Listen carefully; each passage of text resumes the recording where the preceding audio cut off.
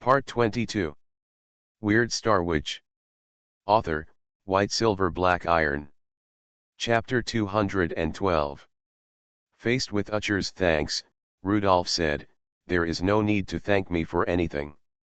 I know what I am doing and I just stopped by to take a look." Utcher was a little confused. Did Rudolph know in advance that the vampires were going to attack him? No. "Rudolph, what do you know?" Rudolph said. "I have seen a level 3 oak cane once before in the hands of the vampire high priest Hera, and that cane has definitely been confiscated by the tribunal. However, the night before yesterday, I saw another level 3 oak cane in the Red Church. I guess that the Revno family has several oak canes, and the relics of these canes must come from you druids. I have been tracking the vampires. A level 3 vampire left the Red Church. I followed him to find you." Rudolph's words suggest a possibility, that is, the Revno family has been hunting high-level druids. Utcher walked to the vampire's corpse, looked at the vampire's face, and asked, "Are the Revno family crazy?" Rudolph was holding a roster and handed it to Utcher. Utcher saw that this was a roster compiled by the Judgment Office. On it were the names and photos of the main members of the Revno family. This vampire is a level 2 vampire on the roster. In other words, he is a level 3 vampire that has just been promoted by the Revno family, so Utcher can survive. If they were the first-generation blood descendants of Revno, Utcher's body must be lying here now. This level 3 vampire is dead. The Revno family knows that he is here to cause trouble for you. You have to be careful, Rudolph said. It's best to hide somewhere. Utcher nodded, then shook his head. I suddenly remembered one thing. In the wilderness around Fabreau City, there are very few level 3 druids. Is this a coincidence? Perhaps, the fact that the druids around Fabreau City are so weak has something to do with the Revno family. Perhaps the Revno family has been systematically clearing out the high-level druids. The Revno family dare not do anything in the city, but in the suburbs, the Revno family's control over the place has never been reduced. To them, we are the invaders. Rudolph said helplessly, "It's useless to know this." Revno woke up from his deep sleep, and even the Judgment Office doesn't dare to mess around now. "Rudolph, the Revno family has several witchcraft artifacts made from druid relics, so do they have a wizard?" Rudolph nodded, "Yes, and that wizard is still a level 3 wizard." As a level 3 wizard, Utcher felt that he was no match. Among the apostles of the same level, wizards are almost the strongest, and Utcher has no confidence that he can defeat Rudolph in front of him. Things here ended, Rudolph left the grove and walked towards the city of Fabreau. Wauquiez found a large stone without shelter and placed the vampire's body on the stone to ensure that the hot sun would bake on the vampire's body all day long. He stood outside the forest for a while. After thinking about it, he felt that the city was relatively safe now. There were alchemists and nobles there. The tribe still had some savings, and he planned to let the remaining members of the tribe hide in the city to see the situation before deciding what to do. That night, Rudolph came to the outskirts of Dordo district, which was not far from the cemetery. Even if something happened, Cooper could be helped. Cooper inherited the old Gray's collection, and he could handle many situations. In front of him, 2 relics appeared, namely the iron bat wings of the level 3 vampires and the fangs of the level 3 vampires. It's a pity that this vampire's promotion time was too short and he hasn't developed a bleeding tangent yet. The level 3 iron bat wing has lit up the Pisces Alpha star, and the Pisces progress has reached 5/15. 3 options dropped from Alpha Pisces. Level 3 blood replenishing technique, Level 3 vampire sacrificial method, Level 3 iron bat wings. After ruling out the first 2 options, Rudolph chose the Level 3 iron bat wing. The speed of the Level 2 iron bat wing is too slow and cannot meet Rudolph's current combat needs. After drawing the astrological grand triangle, Rudolph placed the Level 3 relic iron bat wing in the left ring of the big triangle, and placed his leather belt in the right ring. Compared with the level 2 Batwing, the level 3 Iron Batwing not only has a stronger flying ability, but also has a metallic silver edge on the edge of the Iron Batwing, which has extremely powerful cutting capabilities. Although this kind of cutting ability is not as good as the Wolf Blade Phantom, it is more flexible and is a very convenient ability in close combat. The making of this witchcraft requires the use of two witchwords, the witchword of Sagittarius, flying, and the witchword of Gemini, split. In the Sagittarius star field, he was the first to lower his star power.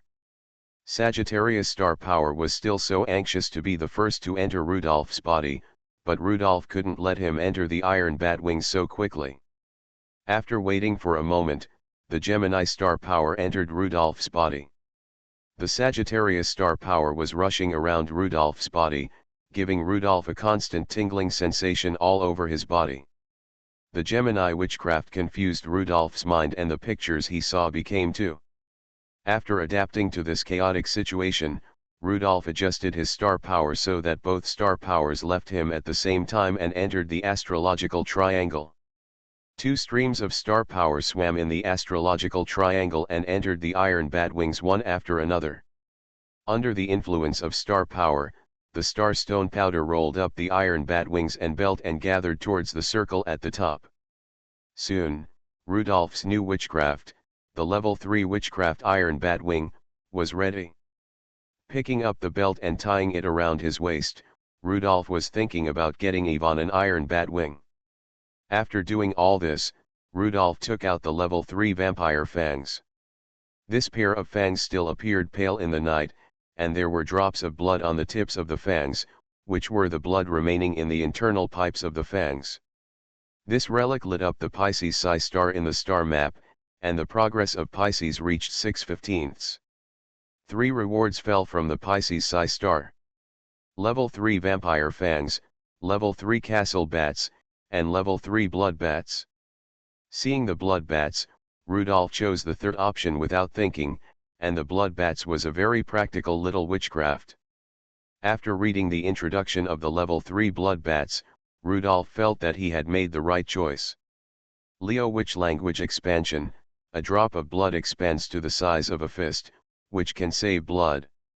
Otherwise, it would be too much of a loss to use a fist-sized blood to make a blood bat. Pisces Witch Language Alien, let the fist-sized blood bubble change into the shape of a bat. There is also a third witch language, which is also the most powerful part of the level 3 blood bats. The blood bat created by the level 3 blood bat technique has a fist-sized body, but its wings are 30 centimeters long. The wings of this blood bat, like the Iron Bat wings, also have very powerful cutting ability. The flight of the level 3 blood bat is also silent, but the long and thin wings have cutting ability, just like carrying 2 flying blades. Therefore, the third witch language used is still the Gemini witch language split. The Gemini witch language split can bring extreme cutting ability and is the basic witch language of many wind-type offensive witchcraft. After Rudolph learned this witchcraft, the level 3 relic blood clan fangs also lost their luster and turned into a waste stone. Weird Star Witch. Author, White Silver Black Iron.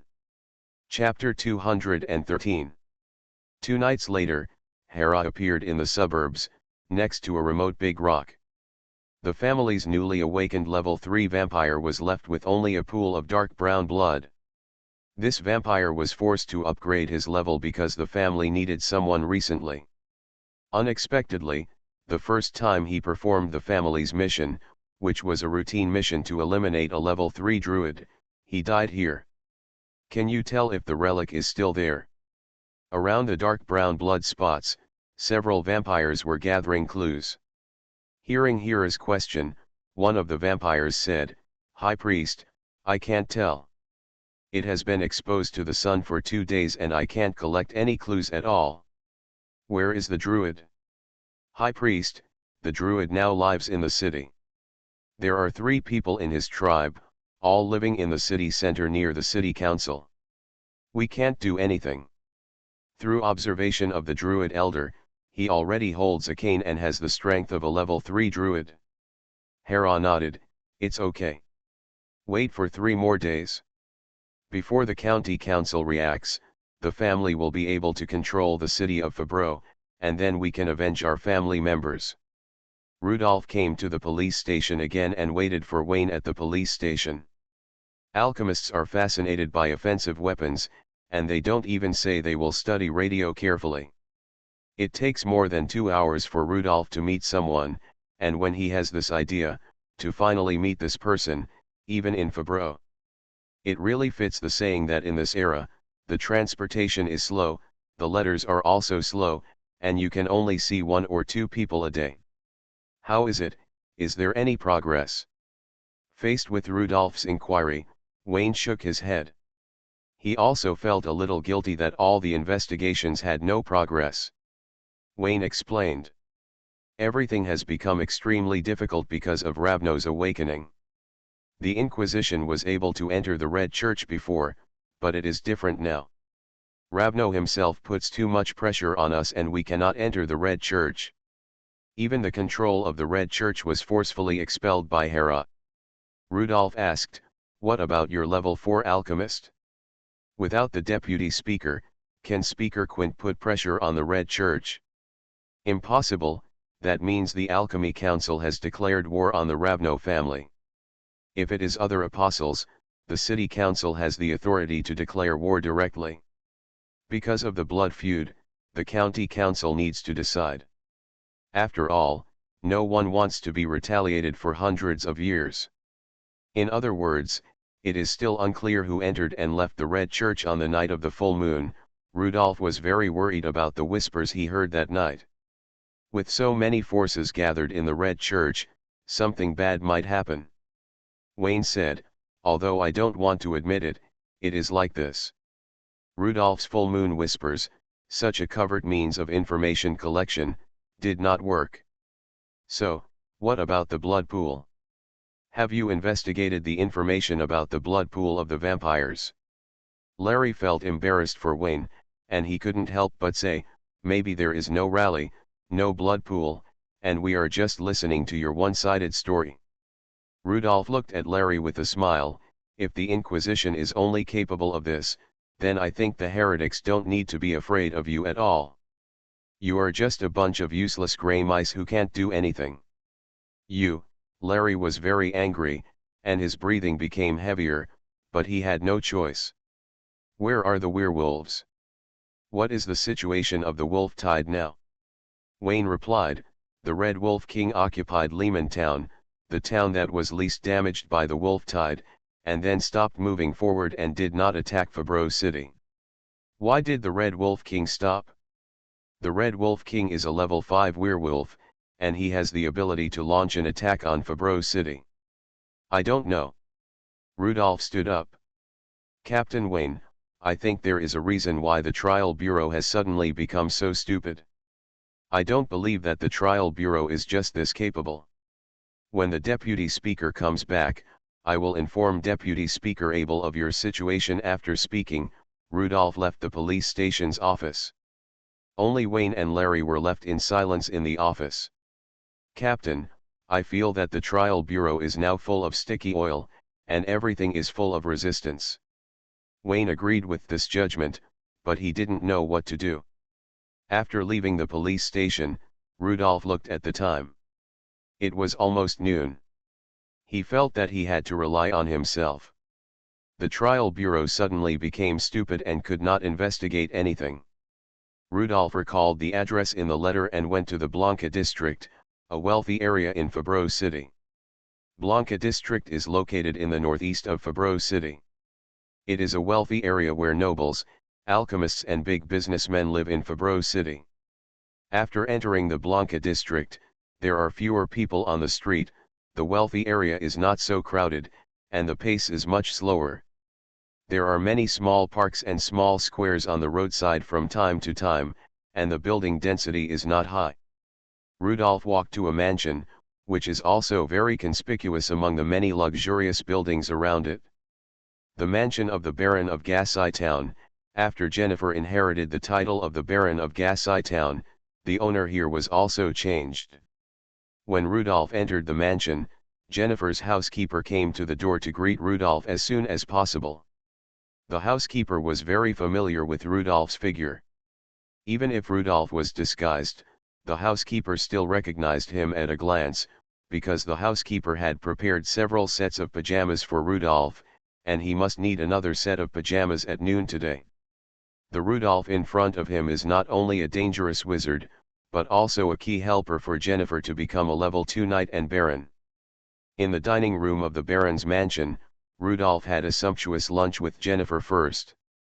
Two small children, Rudolph leaned against the head of the bed. Jennifer lay on Rudolph's chest, and Rudolph could see Jennifer's smooth back. "Are you satisfied with the new mattress?" "Satisfied, no matter how good the previous mattress was, we will replace it with a new one." "Jennifer, I'm here to ask you, do you know anything about the wolf tide?" Jennifer knew that Rudolph was now Deputy Speaker Abel's man, and she didn't hide it. "Before the wolf tide, I inherited the title of Baron in Gastown. After becoming a Baron, I learned more information." "Rudolph, I don't know much about other things. I have been busy setting up a trading company recently." "Trading company? Now that the situation is so tense, why should we set up a trading company at this time?" Jennifer raised her arms and raised her shoulders. For Rudolph, the hanging snow-capped mountains could only be seen at the top. She was very satisfied that Rudolph's eyes were where they should be. She said, "The nobles of Fabreau City have been busy with something under the leadership of Viscount Xuanhuan recently. The Thor Mining Company established a new Thor Trading Company, and Viscount Savant also established the Rondeau Trading Company. The company is headquartered in the Rondeau district, where the city's Red Church is located. I only hold 2% of the shares in Rondeau Trading Company. I only know that these two trading companies are not simple, and the share structure is extremely complicated. I'm just a baron, so I don't know anything else. I haven't even seen the list of shareholders." "Not even the baron has seen the list of shareholders?" Rudolph couldn't understand the situation more and more. How could Thor Mining and Viscount Xuanhuan be in the mood to establish a trading company? Trade with whom? Trade what? "Rudolph, give me a witchcraft. I want to reject other nobles who disgust me. It's best to let them know that I have a deep connection with a level 3 wizard. A single young baroness who is very attractive among the nobility." Rudolph nodded. "When I was guarding Lehman Town, I got a lot of level 3 werewolf relics. I'll make you a level 3 witchcraft." That night, Rudolph made a level 3 wolf blade dagger for Jennifer. The wolf blade phantom is very useful for Jennifer, a level 2 knight. After she accidentally used it one time, many nobles who coveted her were able to retreat. The risk is too great to compete with a level 3 Scorpio wizard for a woman. After making the witchcraft, not knowing who would be rewarded, Rudolph worked until midnight until Jennifer fell asleep with satisfaction. You are listening to Novels at Bless Up channel. Wish you happiness and luck. Please subscribe to receive new novels. How do you feel about this novel? Please like and leave a comment. Weird Star Witch. Author, White Silver Black Iron. Chapter 214. The next morning, after coming out of Jennifer's barren mansion, Rudolph went to the office building of Toll Mining Company in Fabreau City. Unfortunately, Ivy was not in Fabreau City. Like Claude, she followed Deputy Speaker Abel to the county town of Vichy. You only know how to miss something when you lose it. Once Claude left, Rudolph felt that he was alone in Fabreau City, and he had to investigate the recent events by himself. 5 days have passed since the wolf tide occurred, and Vichy City is 200 kilometers away. Even if there is no delay, the Constitutional Army will only just leave Vichy City at the earliest. The level 5 werewolf Red Wolf King Weston is indeed powerful and Fabreau City cannot deal with it, but the power of the Vichy County Constitutional Army is enough to clear out all the werewolves within hundreds of kilometers around Fabreau City. At noon, Rudolph came to the Red Church Square. At this time, there was no one in the red church square. Rudolph found a bench and sat down. Rudolph liked the sense of security now, because it was during the day and it was very safe here. The vampires could not move around during the day. There are two clues he has now. The first one is that there was a gathering of multiple forces in the red church on the night of the full moon, but Rudolph, a member of the gathering, could not trace it back. Anyone who can enter the red church at this time is not a small person. Claude is not in Fabreau City, and Rudolph has nothing to do about it. Judging from what he heard, there was an alchemist in the gathering, which surprised him. The second one is the blood pool. Rudolph felt that this was where he could break through. There is a level 3 oak cane in the red church. Rudolph's spiritual pet cannot sneak into it, so he needs to find a way to get rid of the level 3 oak cane. After nightfall, Rudolph came to the red church in the Dordo district. In addition to the municipal red church in the Rondo district, the Rievno family has district red churches in other districts. Level 4 vampire Revno stays in the city red church. The vampires in the district red church are not very powerful and the risk factor is smaller.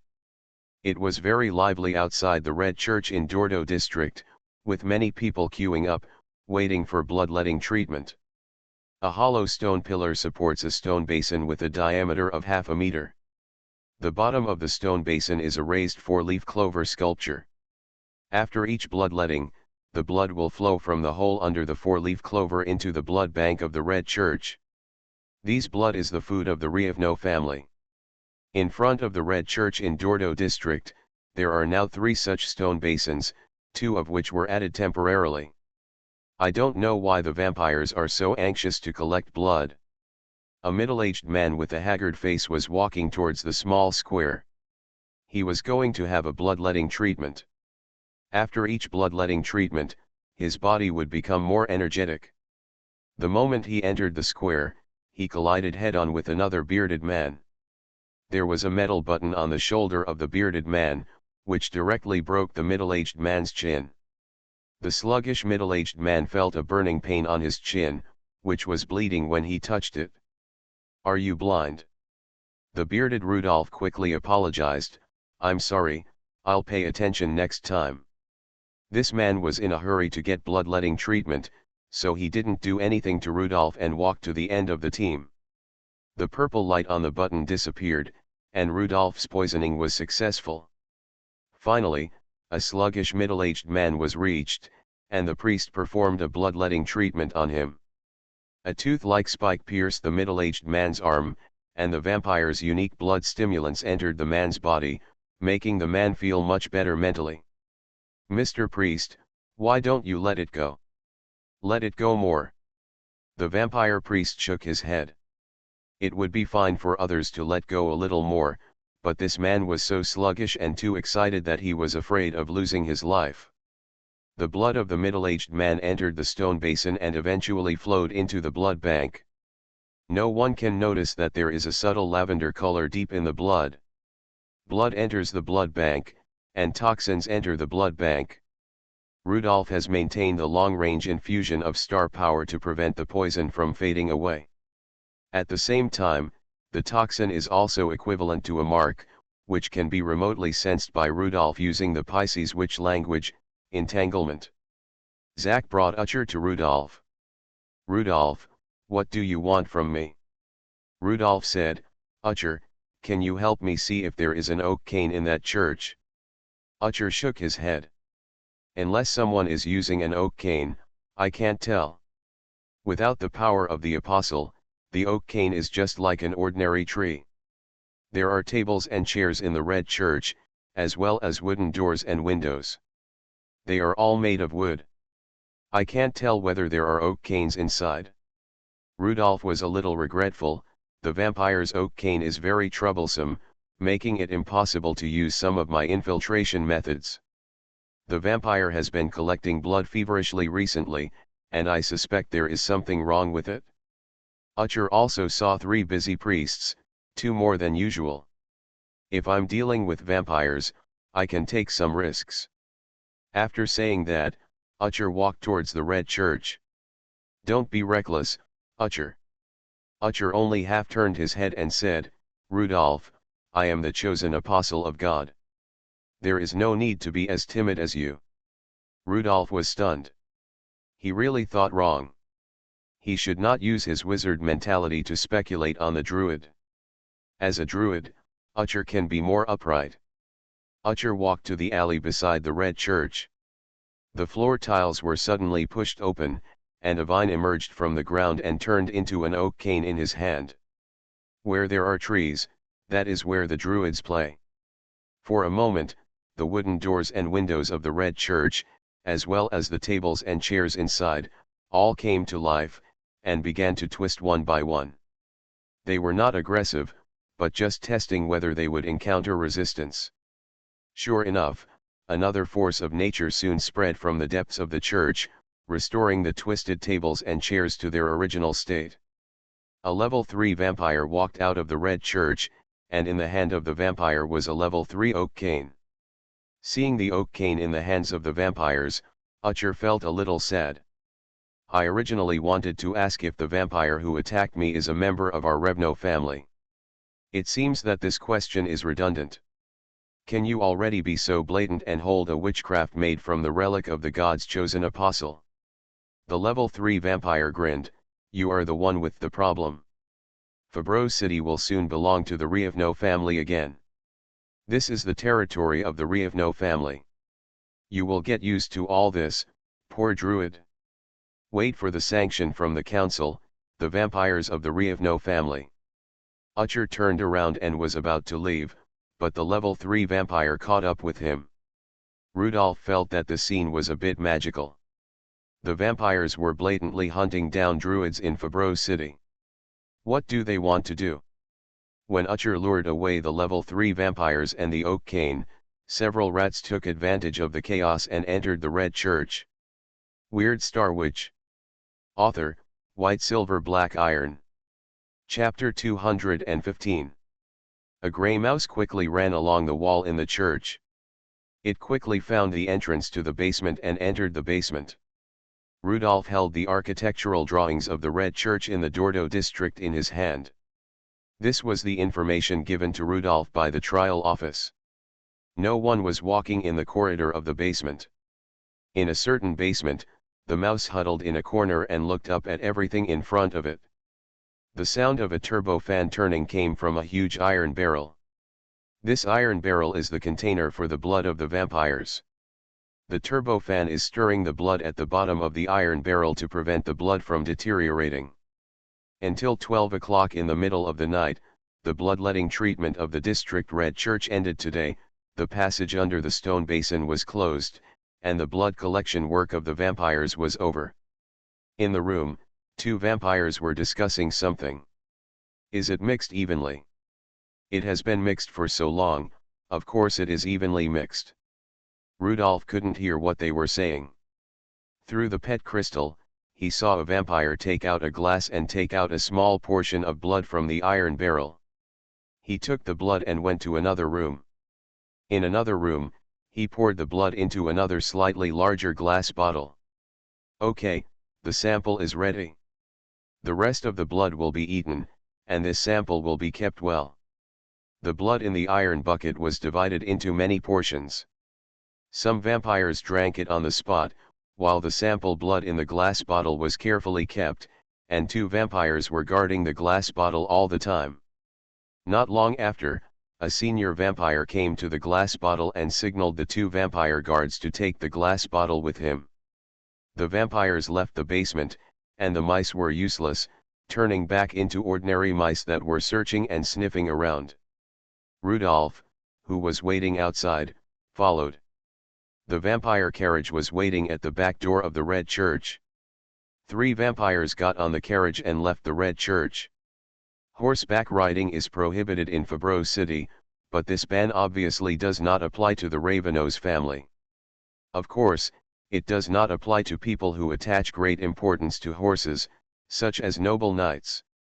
Rudolph followed the carriage for a while and found that the destination of the carriage was the red church in the city, which was the base camp of the Ravenos family. When Rudolph came to the red church, he got into the same trouble again.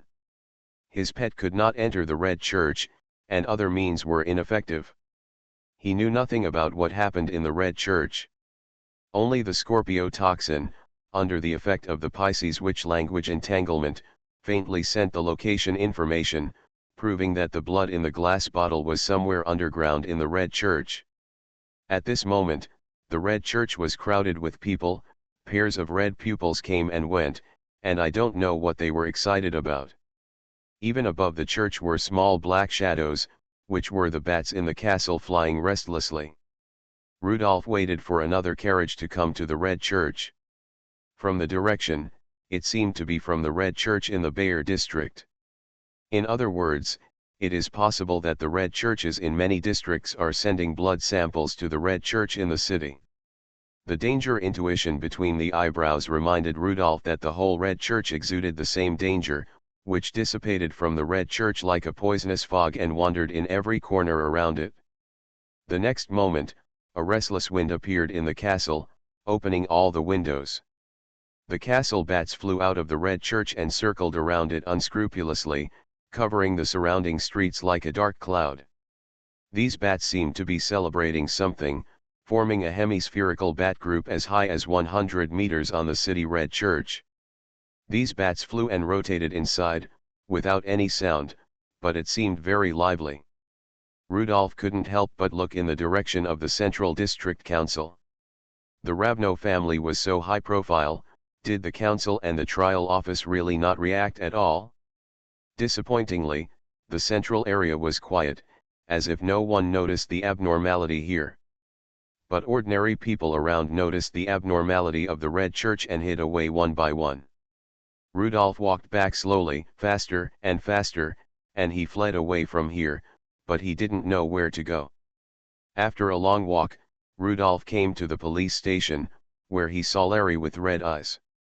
"Where's Wayne? Where's Wayne?" Larry hadn't slept for a few days. Seeing the violent wizard Rudolph's face, his voice couldn't help but tremble. "I'll get Captain Wayne for you right now. Have him come to the rooftop of the police station to see me. Hurry. You bunch of useless witch hunters." Rudolph's heartbeat was getting faster. He felt uneasy, dangerous, and that something bad was happening. He walked up to the rooftop of the police station.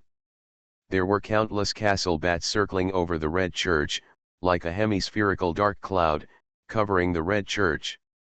This scene made Rudolph feel afraid of the Red Church, and afraid of the loss of order.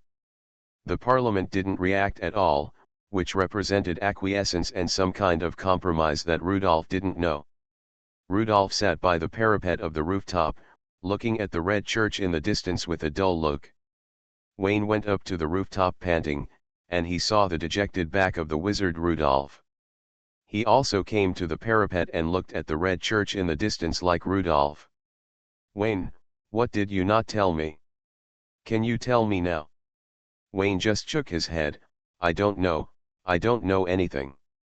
Rudolph suppressed his anger. "Open your blind eyes and look. Is the Red Church normal? The castle bats are flying around recklessly, and the whole city of Fabro can see it. Where is the dignity of your alchemy council? Where is the dignity of your judgment bureau? What are you doing? Who can tell me what you are doing?" Wayne swallowed hard, and he said slowly. "Last time Baron Hakam was killed, I cooperated with the Revno family to investigate you without authorization. The tribunal took advantage of my mistake and kicked my team out of the core team. They just asked me to deal with Deputy Director Claude. There are many things about the tribunal that I really don't know. Claude, a deputy director of the police station, is it worth you to deal with it like this?" Rudolph was very angry, and Wayne had to admit. "It took me several days to find out that someone was deceiving Deputy Speaker Abel.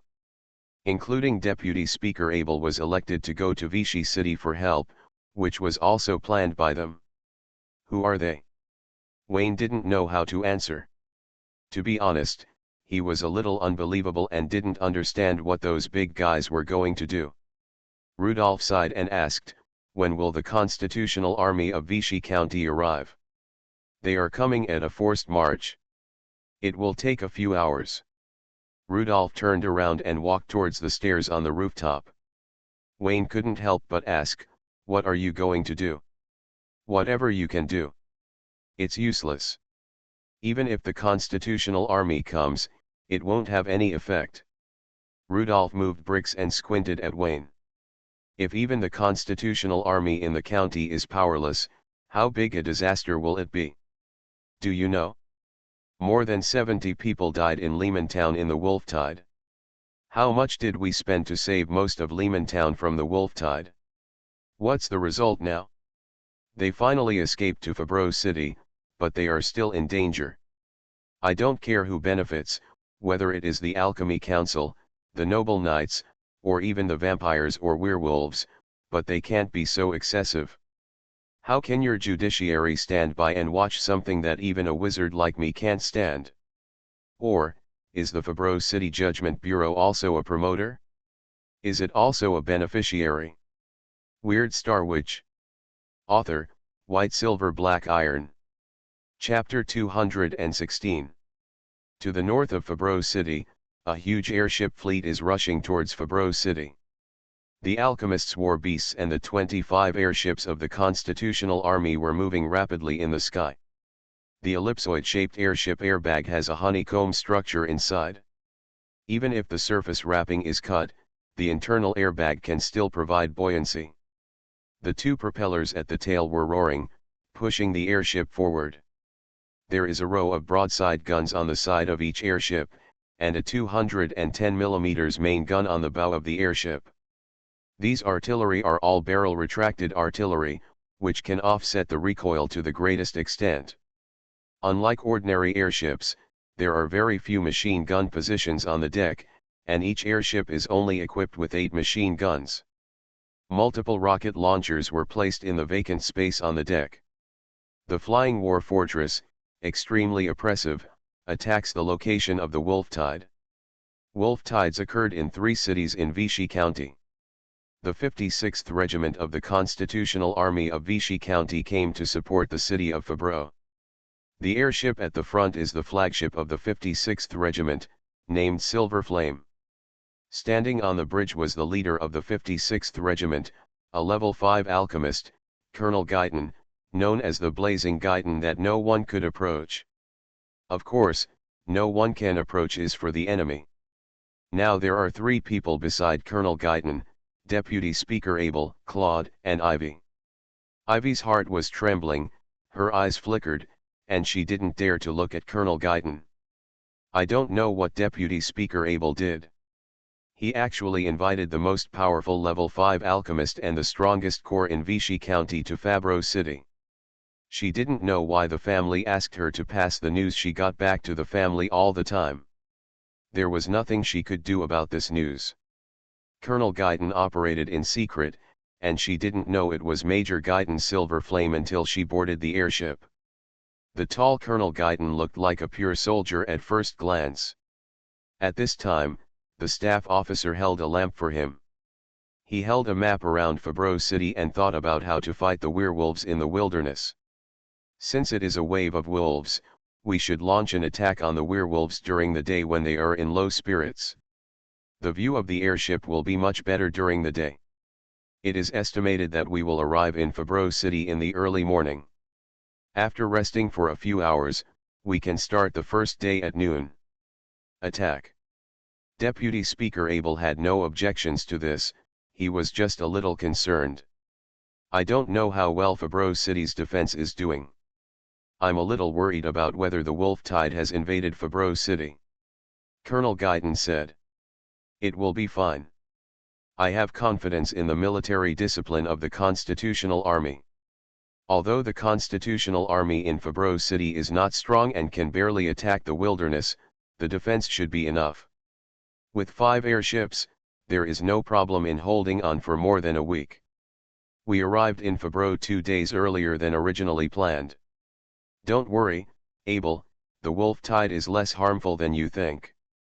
To take a step back, if the city of Fabreau is breached, it will not only be a matter for Vichy County.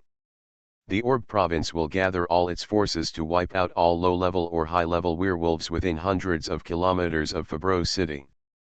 In Colonel Guyton's judgment, the wolf tide was not a big problem. Instead, he said something very strange. "Abel, I heard that a county councillor has initiated a proposal. Fabro City no longer needs to maintain the level of a city and should be withdrawn and merged into surrounding cities as soon as possible.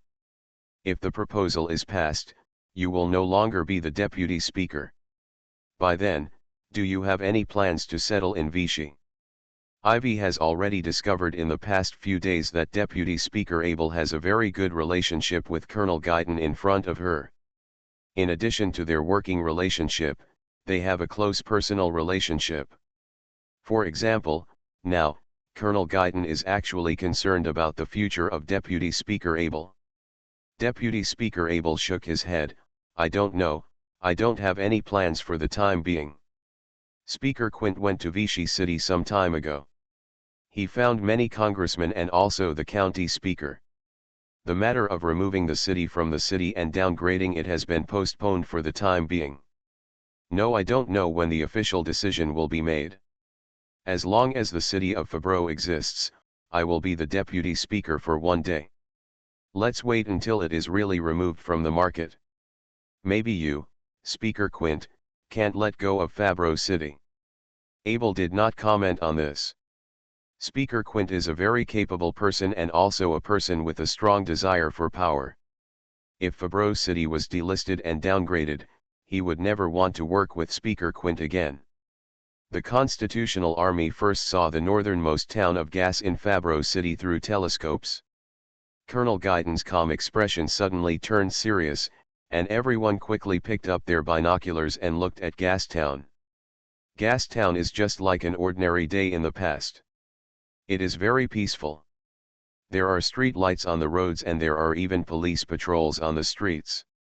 The largest building in the town, the office building of Thor Mining, is constantly occupied.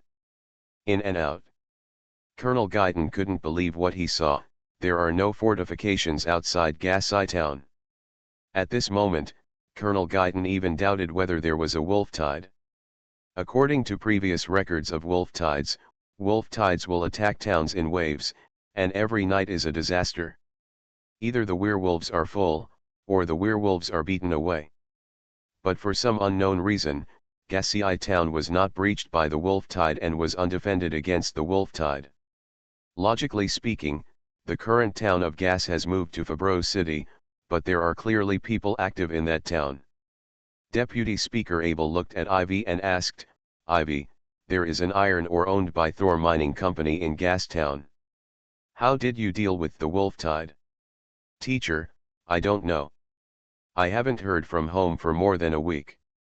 On the ground, Avery, the general manager of Thor Mining Company and Ivy's brother, looked at the airship in the sky and became uneasy.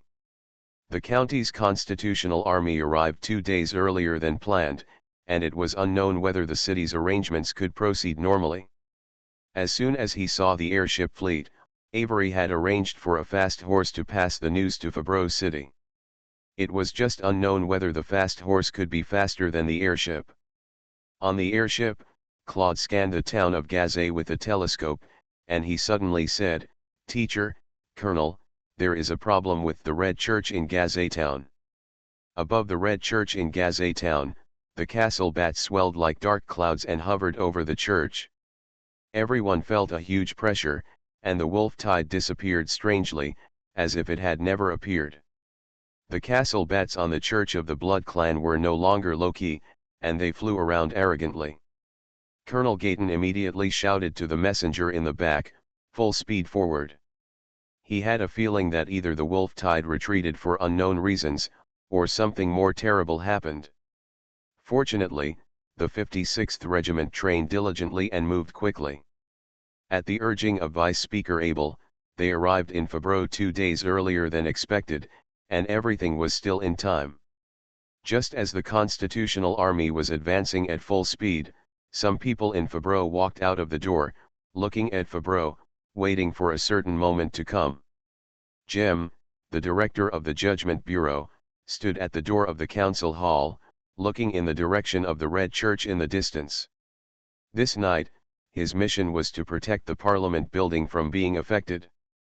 In the distance of Lehman Town, 5 airships of the Municipal Constitutional Army Defense Battalion stopped in mid-air, investigating Lehman Town, which had become a wolf's den. They will complete their tasks meticulously to ensure that the wolf tide will not attack Fabreau City. Speaker Quint was in an office in the airship, quietly looking at the report. There were several congressmen around, calculating something for him. The 5 airships did not notice that the Red Wolf King Weston had already left Lehman Town. The Red Wolf King Weston walked into Fabreau City in the form of a standing werewolf. This was the first time he entered a large city after becoming a werewolf. Look at this cobblestone road, look at the street lights that are on all night. This is civilization, this is comfortable and convenient, this is the life that we werewolves should also have compared with the harsh environment in the wilderness. Everything in Fabreau City is so luxurious. The Red Wolf King walked while looking down at the mosaics on the floor tiles with interest. Behind the Red Wolf King, there were 6 level 4 werewolves. The street lights illuminated the grinning werewolves, the huge wolf heads, the wolf saliva hanging at the corners of their mouths, the sharp teeth, the long claws, the hard mane, the wolf tail like an iron broom, and the street lights made their shadows bared their teeth and claws, like walking evil spirits. At 3 o'clock in the morning, most people were asleep, so no one saw this scene, otherwise they would have thought that the wolf tide had already hit the city. There was a big drama tonight, and the stage of the drama was the city's red church. The door of the church opened, and 4 level 3 vampires carried a heavy ancient golden coffin and slowly walked out of the red church. The moonlight shone on the doorway, so bright. The doorway was dark, the humiliation of the Revno family's territory being forcibly taken away by the Alchemy Council 200 years ago, and the cautious torture in the past 200 years. Outside the doorway was light, the excitement of the Revno family becoming the master of Fabreau City again, and the pride of the Revno family's name once again resounding through the night sky. Hera walked on the side of the golden coffin, watching the ancient golden coffin slowly move forward. The golden coffin was illuminated by the moonlight bit by bit, and the part bathed in the moonlight showed a dazzling light. The person lying in the golden coffin was the source of the Revno family bloodline, the level 4 vampire Revno. After the golden coffin left the red church, hundreds of vampires swarmed out. They spread their bat wings and floated in the air around the square. The 8 level 3 vampires in the front, 5 of whom were the first generation of Revno's descendants, and 3 of whom were level 3 vampires who had just been forcibly promoted by secret techniques, each held a glass bottle. The glass bottles were filled with blood, which was a blood sample collected by the Revno family. Under the watch of many vampires, the golden coffin slowly stood up, moved upward, and finally hovered vertically above the square. The lid of the golden coffin slowly opened and lay flat in front of the golden coffin. A foot stretched out of the golden coffin and stepped on the lid. Level 4 vampire, Revno, finally woke up completely after hundreds of years of sleep. His voice was low and hoarse. "Let's start, my children, let's start from the Rondo district where the city church is located. The city of Fabreau is divided into 5 districts.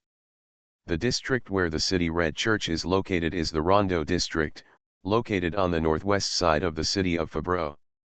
All the land in the Rondo district and the rich district Brown district belongs to Viscount Savin. The red churches of the Blood clan were all built on the land rented by Viscount Savin. 2 level 3 blood clans, including Hera, the favorite of Ravno, flew to both sides of Ravno and poured out the blood in the glass bottles. If the people in the Rondo district were treated with bloodletting, their blood would enter the blood pool in the church. The blood pool was stirred to mix the blood of all people evenly, and then the blood pool was sampled. In this way, even a small sample would contain blood cells of all people. The blood poured from the glass bottle, but it did not fall to the ground, but was suspended in the air. Ravno reached out and gently touched the 2 blood balls, and his blood clan power began to pollute the blood and all the blood cells in it. With the infusion of blood clan power, the two blood balls became larger and larger, and finally turned into two huge bat wings, connected to Ravno's back. Ravno closed his eyes, and when he opened them again, his bat wings instantly spread out, and a fierce whip-like sound rang out in the square. The blood was rushed away by his bat wings, turning into a thick blood mist, which suddenly spread all around. Ravno's huge blood power surged out from the bat wings and entered the blood mist, constantly urging the blood mist to expand. The blood mist enveloped the square, enveloped all the blood clans, enveloped the church, and continued to expand outward, as if to envelope the entire Rondo district. It takes more than an hour for the airship to rush from Gastown to Fabro City. It seems that it will arrive soon, but Abel's face turned pale instantly. Where is Speaker Quint? What is he doing? From the telescope, Fabro City in the distance can be seen. At this time, Fabro City is just a small dot in the field of vision, but the red spots spread over Fabro City like blood stains. The red blood mist expanded, expanded, and expanded until it enveloped the entire Rondo district. The blood mist engulfed the houses and spread on the streets. The dim street lights shone on the light red blood mist, which looked extremely sticky and dirty. Those who had undergone bloodletting treatment in the Red Church began to grind their teeth in their sleep. Their two canine teeth were growing longer, and this strange growth brought an uncomfortable feeling. After sitting up from the bed, they opened their eyes, and the darkness of the bedroom could not cover the redness of their pupils. For a while, they all felt a little thirsty and hungry, and could not describe this strange feeling. The fangs pierced under the lips, and a trace of blood entered their throats. They had a new experience that human blood was so sweet. Ravno looked at the entire Rondo district with expectation, where countless of his slaves would be born. Fangs, blood-red pupils, bloodthirsty desire. For a while, thousands of people in the Rondo district became blood servants. In the Rondo district, everyone who had undergone bloodletting therapy was invaded by the blood mist and turned into blood servants one by one. In the houses, the blood servants let out a beast-like roar. The first drop of black and red blood essence oozed out from the fangs of these blood servants, and the blood essence spread out and merged into the blood mist. At the same time, a little black and red blood was precipitated from the blood mist in the golden coffin in the square. In order for the blood clan to be promoted, in addition to the ancient coffin, they must also have enough blood. Blood can be taken from other apostles, which is the most convenient and most common way for blood clans to be promoted. Hunt other apostles and fill the ancient coffin with their blood essence. However, Ravno has his own way. He is the most special blood clan because he can contact tens of thousands of ordinary people. Turning these ordinary people into blood servants, although the blood essence produced by each of them is small, but a little bit makes a lot, it can also meet Ravno's requirements. Ravno turned his head and looked at Fabro City. This city built on his territory can eventually help him become a level 5 blood clan. What a great irony! Rudolph looked at the blood mist that covered the sky and appeared in the northwest of Fabro City. He became more and more nervous. Even a blind person could see that the Ravno family was doing something extremely dangerous and terrible. More and more people woke up from their sleep. They ran out of their homes in Disheville, carrying the red church on their backs and running away. Rudolph stood on the chaotic street. Even if he stood still, he looked like a person going against the flow. You are listening to Novels at Bless Up channel. Wish you happiness and luck. Please subscribe to receive new novels. How do you feel about this novel? Please like and leave a comment. Weird Star Witch. Author, White Silver Black Iron. Chapter 217. The crowd retreated, and Rudolph stood there hesitating. They were in such a hurry that someone bumped into Rudolph's shoulder from time to time. But where could they escape to? The blood mist could completely cover the Rondo district where the church was located, and it didn't seem to reach its limit. Rudolph was hesitating, neither advancing nor retreating. Claude was not there, and Vice Speaker Abel was not there. If he had to do something, he would have no support at all. Rudolph imagined the map of Fabreau City in his mind. The northwest was the Rondeau district where the church was located, and the northeast was the Brown district where the nobles, alchemists and big businessmen lived. If the Blood clan still had a little bit of reason, they would not attack the Brown district, at least the last one to attack the Brown district. At this time, the Brown district was safe, and the Brown district was also the closest place to the city's Red Church among several districts. As Rudolph guessed, after the blood mist completely covered the Rondeau district, the next direction of spread was the Bayer district in the southwest. Rudolph walked towards the Brown district. He wanted to get closer to the Red Church. Even though he was scared, he still wanted to know what the blood mist was and what the Red Church was doing. He shuttled through the crowd, avoiding those people who were panicking. It was summer, but the night wind blew on Rudolph, and he felt an irresistible chill. There was a river between the Brown district and other districts, dividing Fabreau City into two worlds. At this time, there were patrolmen and people from the judiciary on guard on every bridge. Rudolph showed Claude's certificate, which allowed Rudolph to pass through most places in Fabreau City unimpeded. Seeing that it was a special permit signed by the deputy director, after a simple inspection, the sentry let Rudolph enter the Brown district. Unlike other crowded urban areas, the Brown district has more greenery, and the more greenery, the lower the temperature. There were no crowded people fleeing for their lives in the Brown district, no lost shoes, and no children crying in panic. All the rich people stayed at home, as if the blood mist had nothing to do with them. They have reasons to do this. If the rich Brown district is no longer safe, then there will be no safe place in Fabreau City. Rudolph walked quickly in the Brown district. There are more patrolmen here at night than in other places. There are also some patrolmen patrolling inside the Brown district. Two patrolmen stopped Rudolph, who was in a hurry.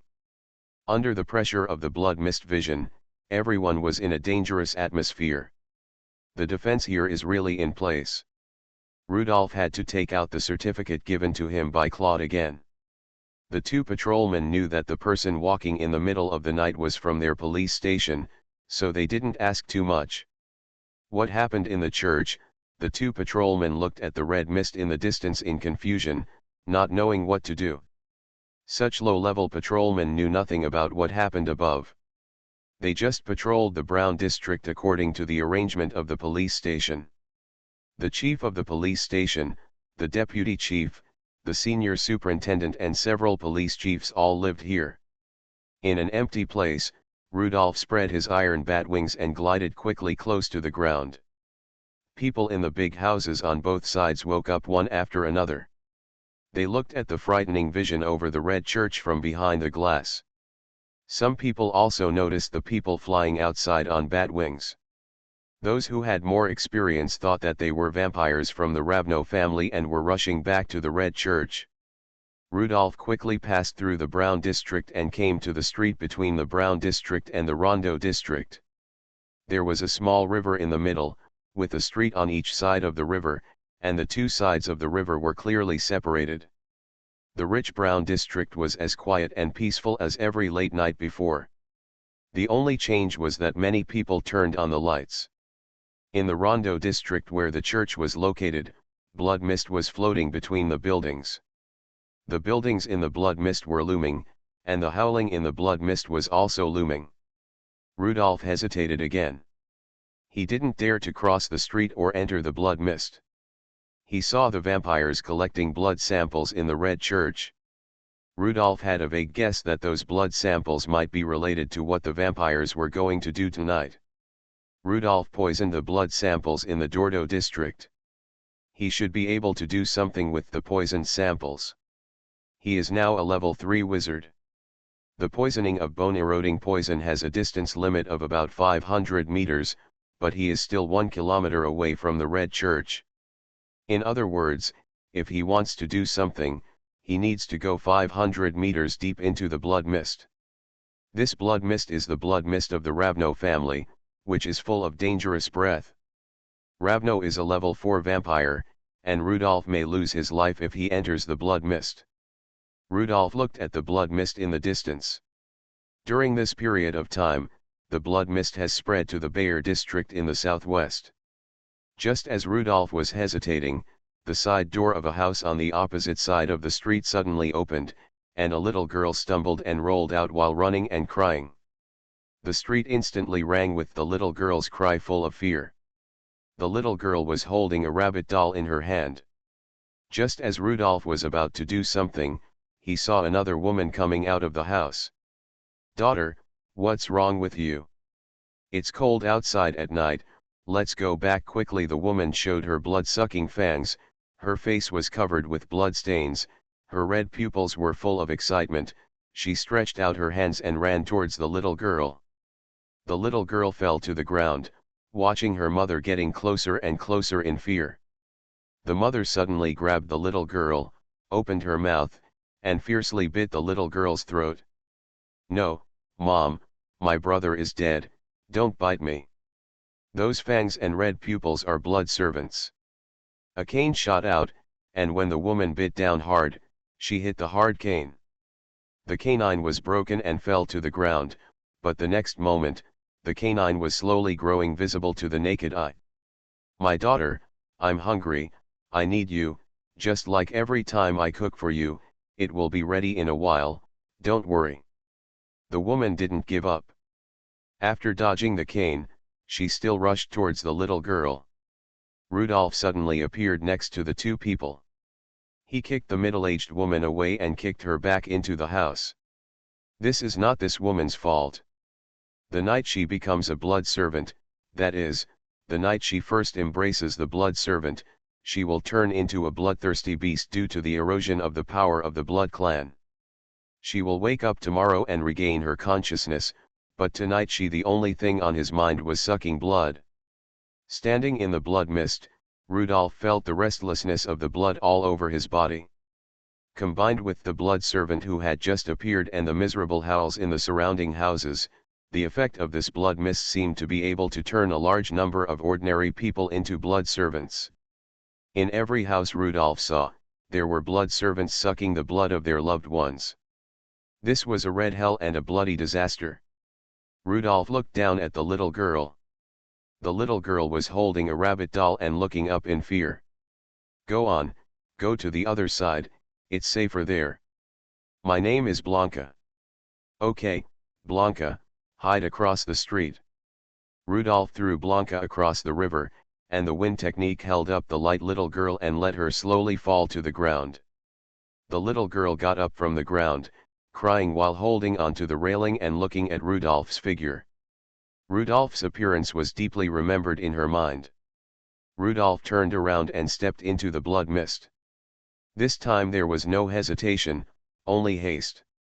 If the function of the blood mist is to create countless blood servants and turn the people of Fabreau City into countless blood servants, then, Rudolph should go and have a look.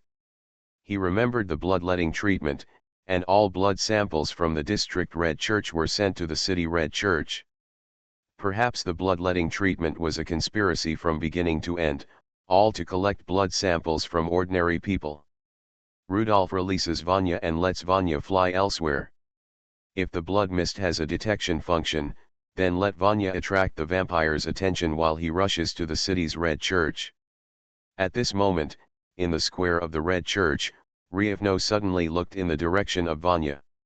He said, "The traitor Vanya actually dares to come back. Get a few people and bring him back alive, it will be all right." The vampires holding the blood samples of Rondo District and Bayer District had completed their tasks at this time. Except for Hera, the other three level 3 vampires heard Revno's order and quickly flew away from the square to Vanya. "Chase in the direction." Vanya flew close to the edge of the blood mist, ready to escape from the blood mist and hide in the brown zone. The iron bat wings wrapped around Rudolph, and Rudolph was floating in the street without his feet touching the ground. There were pitiful shouts one after another, and countless awakened blood servants were attacking everyone they could. They crave blood, they need blood, and their sanity is obscured by bloodthirsty desire, even for their closest relatives. Not everyone in a family has the habit of bloodletting. Those who don't like bloodletting are now the food of the blood servants. From time to time, glass was broken and splashed on the street, indicating that there was a fierce fight inside. From time to time, there was blood splashed on the window, which was the blood spurted out after the artery was punctured. The blood servant, who had just understood what blood tasted like, couldn't control his instincts at all. Maybe they will slowly adapt to this bloodthirsty desire in the future, but today they are all beasts, beasts that have tasted blood for the first time. Surrounded by a blood-red mist, the pungent smell and the viscosity of the blood mist made Rudolph very uncomfortable. Just as Rudolph cautiously approached the city church, Fabro City's third district, the Central District, was also shrouded in blood mist. The central area is the center of Fabro City, where the Parliament Building Complex, Police Station, Judicial Office, Executive UN, and other departments are located. In the city center at night, most people have already gotten off work. Only a few night shift personnel from the police station and judicial office remained here. The appearance of the blood mist made these places so busy that they had no time to take into account the actions of the Rievno family. Jim, the director of the judiciary, is probably the highest-ranking person left in the central area. His mission tonight is to prevent the blood servants from attacking the Parliament Building Complex. This is a very good reason. They have to guard the Alchemy Council, so they have no time to care about what the Rievno family wants to do. In the top-secret archives of the tribunal, Wayne and Larry were looking at the documents carefully. Larry was very desperate. "Captain, we can't find anything. My divination ability is completely insufficient." Wayne smelled the vague smell of blood in the air, and the well-sealed archives windows could not block the thick blood mist. "We are like idiots. We didn't know that the wizard Rudolph was the deputy speaker of Abel before, and now we don't know what is happening in Fabro City. Haha, we are so stupid." Larry didn't know how to answer the captain. Their team had always been praised by others for their sense of justice, but now it seemed that that was not a compliment, but a sarcasm. Who would let a person with a sense of justice know the truth? In the underground cell of the police station, Sam was guarding the prisoners. Sam and Kelida, the police officers of Lehman Town Police Station, were absorbed into the city police station by Claude after Lehman Town was destroyed. Kelida was still a civilian police officer, and Sam was still his patrolman. The sounds on the ground were a bit chaotic. Sam's job tonight was to keep an eye on the prison, so he didn't care. Not long after, Sam saw that the entrance to the basement seemed to be a little red. Sam was very confused. What kind of light was this? Why would it emit a red light? He walked to the entrance of the basement, wanting to see which light was broken. Just as he approached the red color, the experience of the police officer made him realize that this was not a light, but a bloody smell, a mist with a bloody smell. When the bloody smell entered his nose, Sam's pupils suddenly contracted. The gums began to itch, as if something was breaking through the gums. The throat began to dry, and he swallowed saliva unconsciously. A drop of black blood essence precipitated from his newly born fangs and merged into the blood mist. Sam turned his head suddenly and looked deep into the cell. Some prisoners were sent in for fighting, with wounds and blood stains on their bodies. Some annoying people were tortured in the prison, and whipping would also have wounds and blood stains. At this moment, Sam suddenly became extremely hungry. That was the hunger after smelling delicious food. Sam rushed to the prisoners with wounds on their bodies like crazy, and the patrolman on duty with Sam was startled. A patrolman called Sam twice, but Sam did not answer and rushed directly to the prison. The iron bars of the prison blocked Sam at this time. The prisoners in the bars looked at the police in front of them with their mouths wide open, showing terrible fangs, and yelled in fear, "I have confessed, what are you going to do?" Why are there vampires here? The other police officers only noticed Sam's abnormality at this time. Sam's mouth actually had two long blood-sucking fangs. Hold him down. Several patrolmen rushed over and tried to hold Sam down. But Sam's speed increased, and the other patrolman couldn't stop him at all. A middle-aged patrolman was experienced. Draw your gun. Use your gun. The crowd remembered that they still had guns. Sam's blood servant characteristics were too obvious, and the others did not hesitate and shot Sam directly. The alchemical bullet was stuck in Sam's body, burning Sam's body, and Sam could only scream in pain. Find a new prison and put Sam in it. Go and notify the sheriff. Sam, who was thrown into the prison, still hit the iron railings frantically, wanting to spend his first embrace night. If he couldn't drink enough blood, Sam would always be so crazy. At this time, the blood mist filled the entire prison, and other patrolmen and prisoners were as crazy as Sam. For a moment, the basement of the entire police station suddenly fell into chaos. At the back door of the city hospital in the central area, a vampire left here. He finally completed his task. He kept blood samples from all the patients who came to the hospital to donate blood or have blood drawn. For 200 years, the Revno family has infiltrated Fabro City in all aspects, both overtly and covertly. After completely engulfing the central area, the blood mist still did not stop and began to spread to the Dordo district. In the Dordo district relief house, Yvonne asked the people in the relief house to hide in the house, while she stood on the street, looking at the sky in confusion. Why was it bloody there? Weird Star Witch. Author, White Silver Black Iron. Chapter 218. Above the red church, the vampires floated up and down unconsciously, like blood-sucking leeches squirming excitedly in the blood mist. Hera looked at Fabro City, and her pale skin showed a strange flush because of excitement. The Ravno family will eventually take back everything they have lost. The Rondo district, Bayer district, and the Central district have been occupied by the blood mist. Fabro City is the new castle of the Ravno family. No vampire family has ever been able to do this, and no vampire family has ever been able to completely occupy a city. Ravno looked into the distance, and several black spots appeared in the distant sky. He was a little confused in his heart. If he guessed correctly, it was the Constitutional Army of Vichy County. The Constitutional Army came 2 days earlier than expected. What happened to Quint? The airship of the 56th Regiment of the Constitutional Army was getting closer and closer. Ravno narrowed his eyes slightly and became more determined. As long as he took down the next district, the Dordo district, it would be useless no matter how many regiments the Constitutional Army came. At the same time, more than half of the blood essence was already in the ancient golden coffin. If the blood essence of the Dordo district was completely absorbed, then Ravno would only have one more sleep to become a level 5 vampire. According to the plan, all the streets in Fabro City, except for the rich brown district, would become the territory of the vampires again.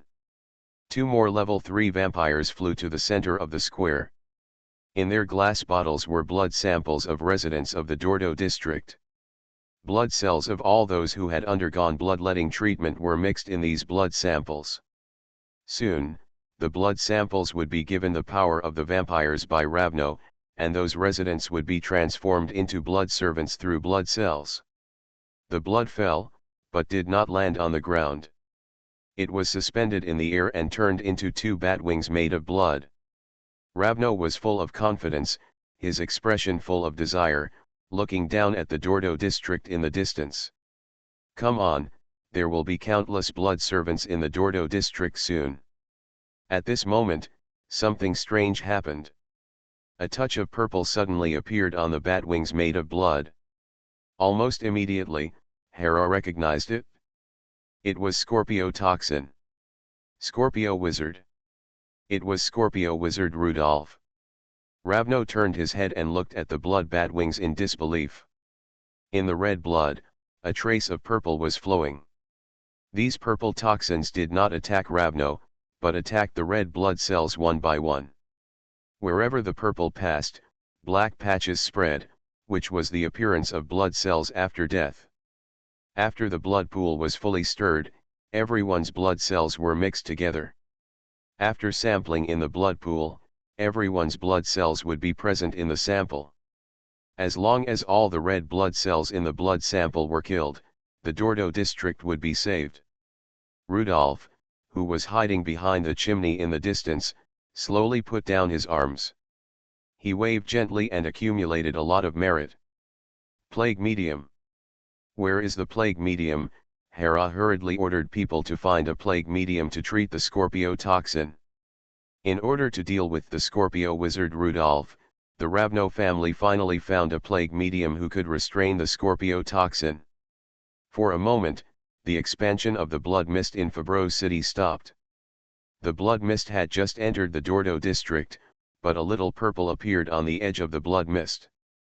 Already on the airship in the suburbs, Claude pointed at the blood mist in the Dordo district. "Teacher, it's Scorpio toxin. Rudolph is still working hard, he hasn't given up." Deputy Speaker Abel's hands behind his back kept shaking. He thought Fabro City would be destroyed in front of him, but he didn't expect that there was still a district left. The Parliament did nothing tonight, the trial office did nothing, the police office did nothing, and the Constitution office did nothing. Instead, a Scorpio wizard was using his way to stop the evil deeds of the level 4 vampire Revno. Gaten stared at the direction of the Red Church in the city and gave a new order: full speed.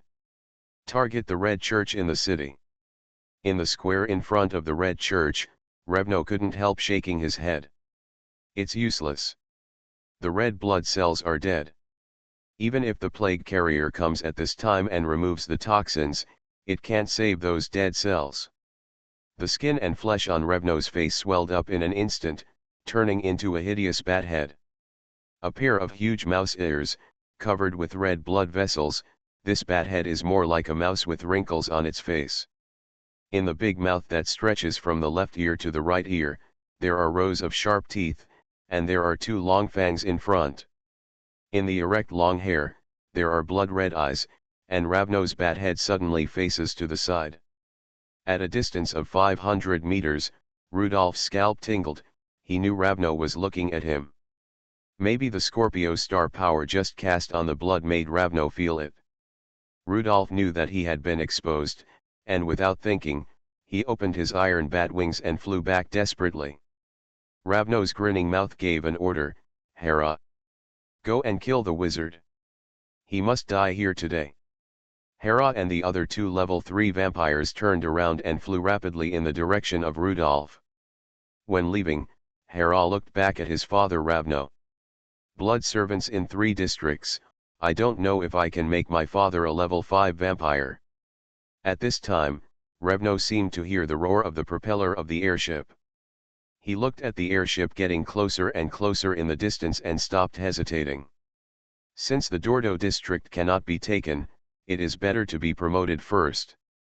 As long as you become a level 5 vampire, the Constitutional Army will come with a regiment. As long as it is not the strongest 56th Regiment, it will not be a big deal. Quint said before that the 56th Regiment has other tasks and is not in Vichy City at this time. At this time, the level 3 plague carrier finally walked out of the church. He saw the purple-black blood in the air at a glance. His judgment was the same as Ravno's. It was useless to remove the toxin. Ravno's bat head tilted and looked at the plague carrier. Dense blood tangents shot out from Ravno's bat wings and pierced the plague carrier. Before the plague carrier could react, he was caught by the blood tangents and brought to the side of the golden coffin. The blood essence of the level 3 plague carrier flowed into the golden coffin. Before this promotion, the more the better. The plague carrier's body, which was drained, fell lightly and hit the ground, making a sound like knocking on a dead tree. Ravno waved his arms, and his hands also turned into bat claws. His whole body completely transformed into a bat. The bat wings shrank and wrapped him. The ellipsoidal Ravno slowly floated towards the golden coffin. There was not much blood essence in the golden coffin, barely enough to cover Revno. Before Revno's face was submerged in blood, it was full of resentment and violence. The cover of the ancient golden coffin flew up again and closed the golden coffin. No matter what, Revno would try to be promoted tonight. The Red Wolf King Weston, walking in the blood mist, nodded frequently in the direction of the Red Church. Revno has been in the human world for so long, and he is indeed much smarter. Only by fighting now can we have a chance. At this moment, 5 airships flew from the direction of Lehman Town. They were the armed forces of the Constitutional Bureau of Fabro City and the Army of Fabro City. These 5 airships were rushing back to Fabro City. Speaker Quint and Viscount Savin stood at the front of the airships. Viscount Savin could not be as calm as Speaker Quint. He looked at the Red Church and murmured. Is Ravno finally going to be promoted? Will Colonel Gayton believe our explanation? We were fighting against the wolf tide in Lehman Town, so we were ambushed by Ravno.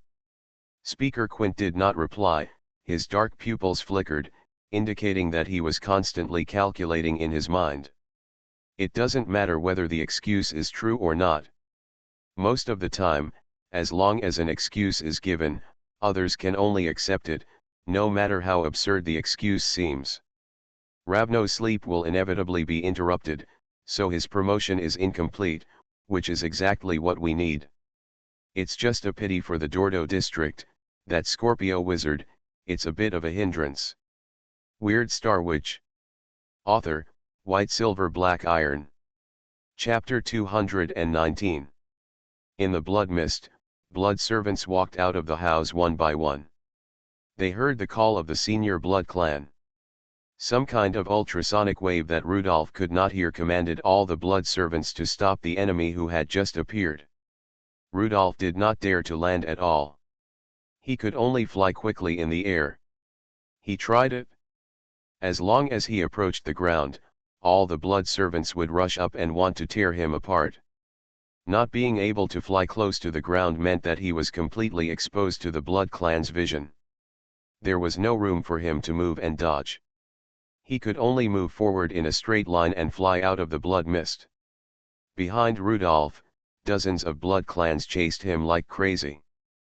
Fortunately, his bat wings were iron bat wings, and his speed was not slower than that of the blood clan. Hera tried her best to drive the bat wings and flew over the roofs. The blood tangent was thrown out again and again, trying to tie Rudolph's waist or legs. Hera was surprisingly angry. For so many years, she had talked to each person one by one and finally finalized all the details of the plan. The plan that the family had prepared for decades was actually flawed in the end. Rudolph had a dangerous instinct and managed to dodge the bloody lines every time. The blood mist ahead was getting thinner and thinner, and victory was just around the corner. For a moment, Rudolph's adrenaline surged, and his eyes were filled with desire. He was just one step away from completely escaping the Rondo district. As long as he entered the rich brown district, everything would become much simpler. Going out. But the next moment, Rudolph suddenly flapped his bat wings forward, stopping himself in the air. A dark golden light flashed before his eyes, and the strong wind blew Rudolph's hair. The heavy golden coffin fell from the sky like a boulder, rubbing Rudolph's nose and smashing down. When did the golden coffin appear above his head?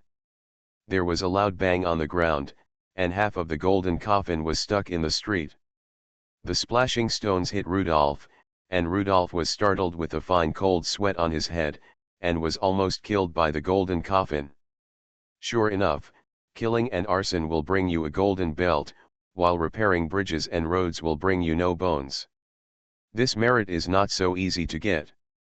Why did Revno come in person? After dodging the golden coffin, Rudolph flapped his iron bat wings again and fled outside. But before he moved 2 or 3 meters, he saw the golden coffin rising from the ground and hitting him. Is this the legendary powerful flying brick? A heavy golden coffin that is completely inconsistent with aerodynamics, how can it have such a fast speed? Rudolph had to put away his bat wings and rotate to one side in the air. The sharp corner of the golden coffin hit Rudolph's shoulder. He felt a huge force at that time and heard the sound of his bones breaking. The impact was so strong that it was obviously his shoulder that was hit, but Rudolph's neck felt like it was broken. The impact force at that moment was too great, and his body had been knocked away. His head was still in place due to inertia, so he felt like his neck was broken. The left shoulder must have been comminuted. When Rudolph was thrown, he only had time to adjust his direction to avoid being hit against the wall and crashing into a window on the first floor of a house. The broken glass splattered all over the floor. Rudolph rolled several times on the floor of the room before he stopped awkwardly. For a moment, he was dizzy and all the sounds faded away. He could only hear the constant tinnitus. When his consciousness recovered slightly, Rudolph touched his neck first and knew that his neck was not broken, but he had a serious muscle strain. The two blood servants in the room did not understand the situation. Why did a blood food suddenly fly in and pounce on Rudolph? The two blood servants blocked Rudolph's sight and also blocked the golden coffin hovering in the air outside the window. Rudolph finally saw the coffin lid turn and face him.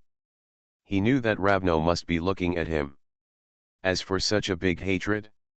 The next moment, a wolf blade shadow shot out from beside Rudolph, and the two blood servants who were about to bite Rudolph were cut into several pieces. Rudolph sat up with difficulty, holding his shoulder. Death was right in front of him, making him feel hot all over. The golden coffin looked down at Rudolph, just like looking down at tonight's dinner, a ridiculous and stupid frog.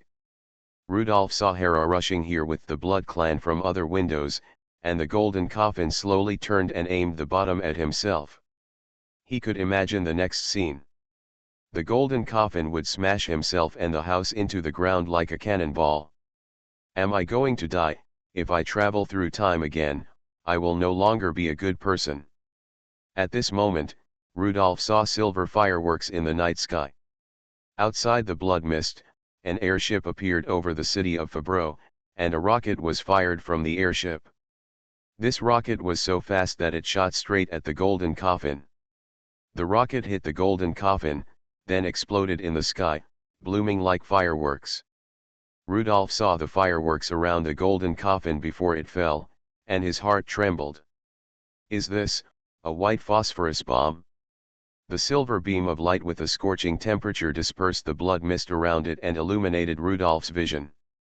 Rudolph had no time to appreciate this gorgeous scene. He hurriedly got up and rushed to the basement. Is this the alchemist's weapon? Don't hurt him by mistake. The first rocket was just a greeting.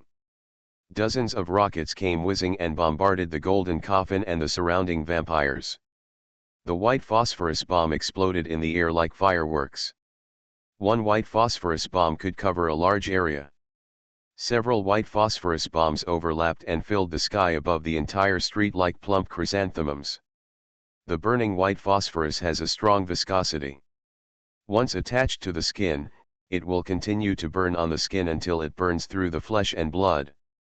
Especially the white phosphorus bombs strengthened by the alchemist, those vampires can't escape, and they have no resistance.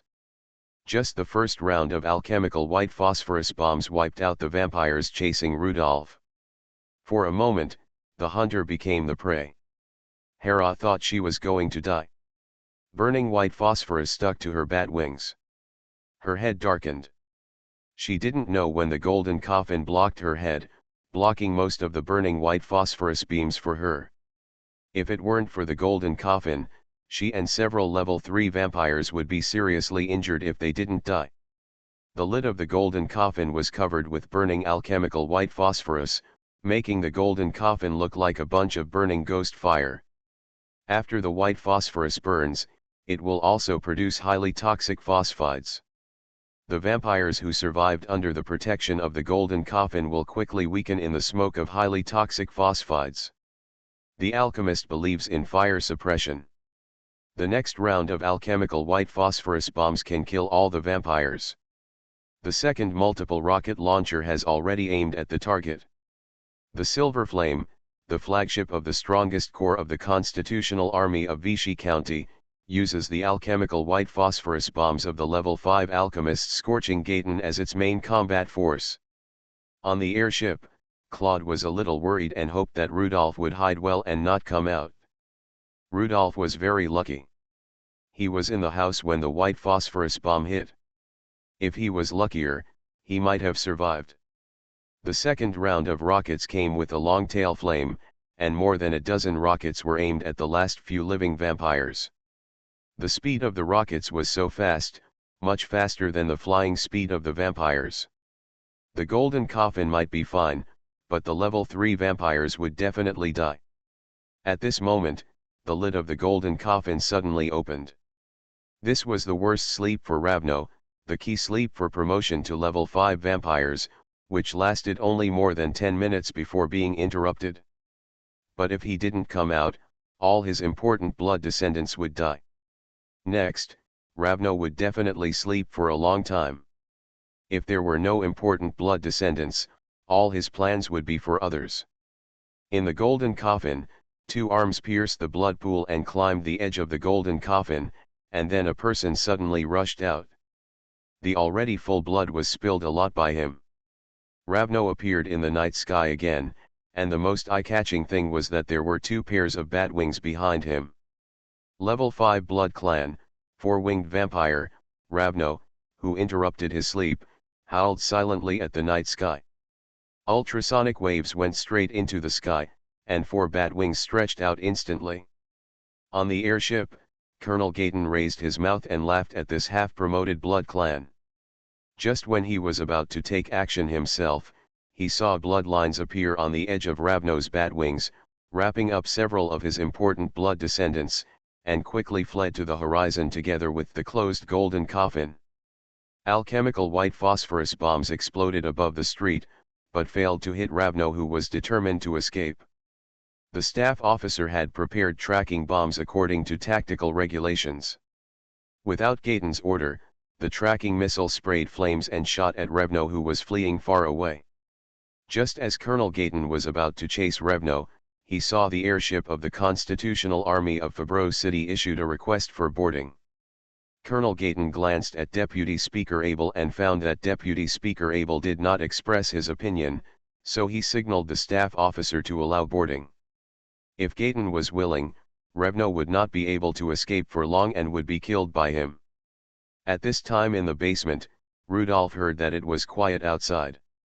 He took out the level 2 plague doctor sprayer and sprayed the medicine mist into his mouth to reduce the toxicity of phosphide to himself. When he got out of the basement, he saw the mess everywhere and was still a little scared. In terms of short-term explosive damage, it still has to be the alchemist. Standardizing alchemical weapons so that ordinary people can also operate them can maximize the combat effectiveness of alchemists. Just like Rudolph hired 100 people, everyone can shoot purple fireballs for Rudolph, then Rudolph can also walk sideways. Dozens of vampires died miserably here, and white phosphorus was still burning on their bodies. The Constitutional Army was too strong.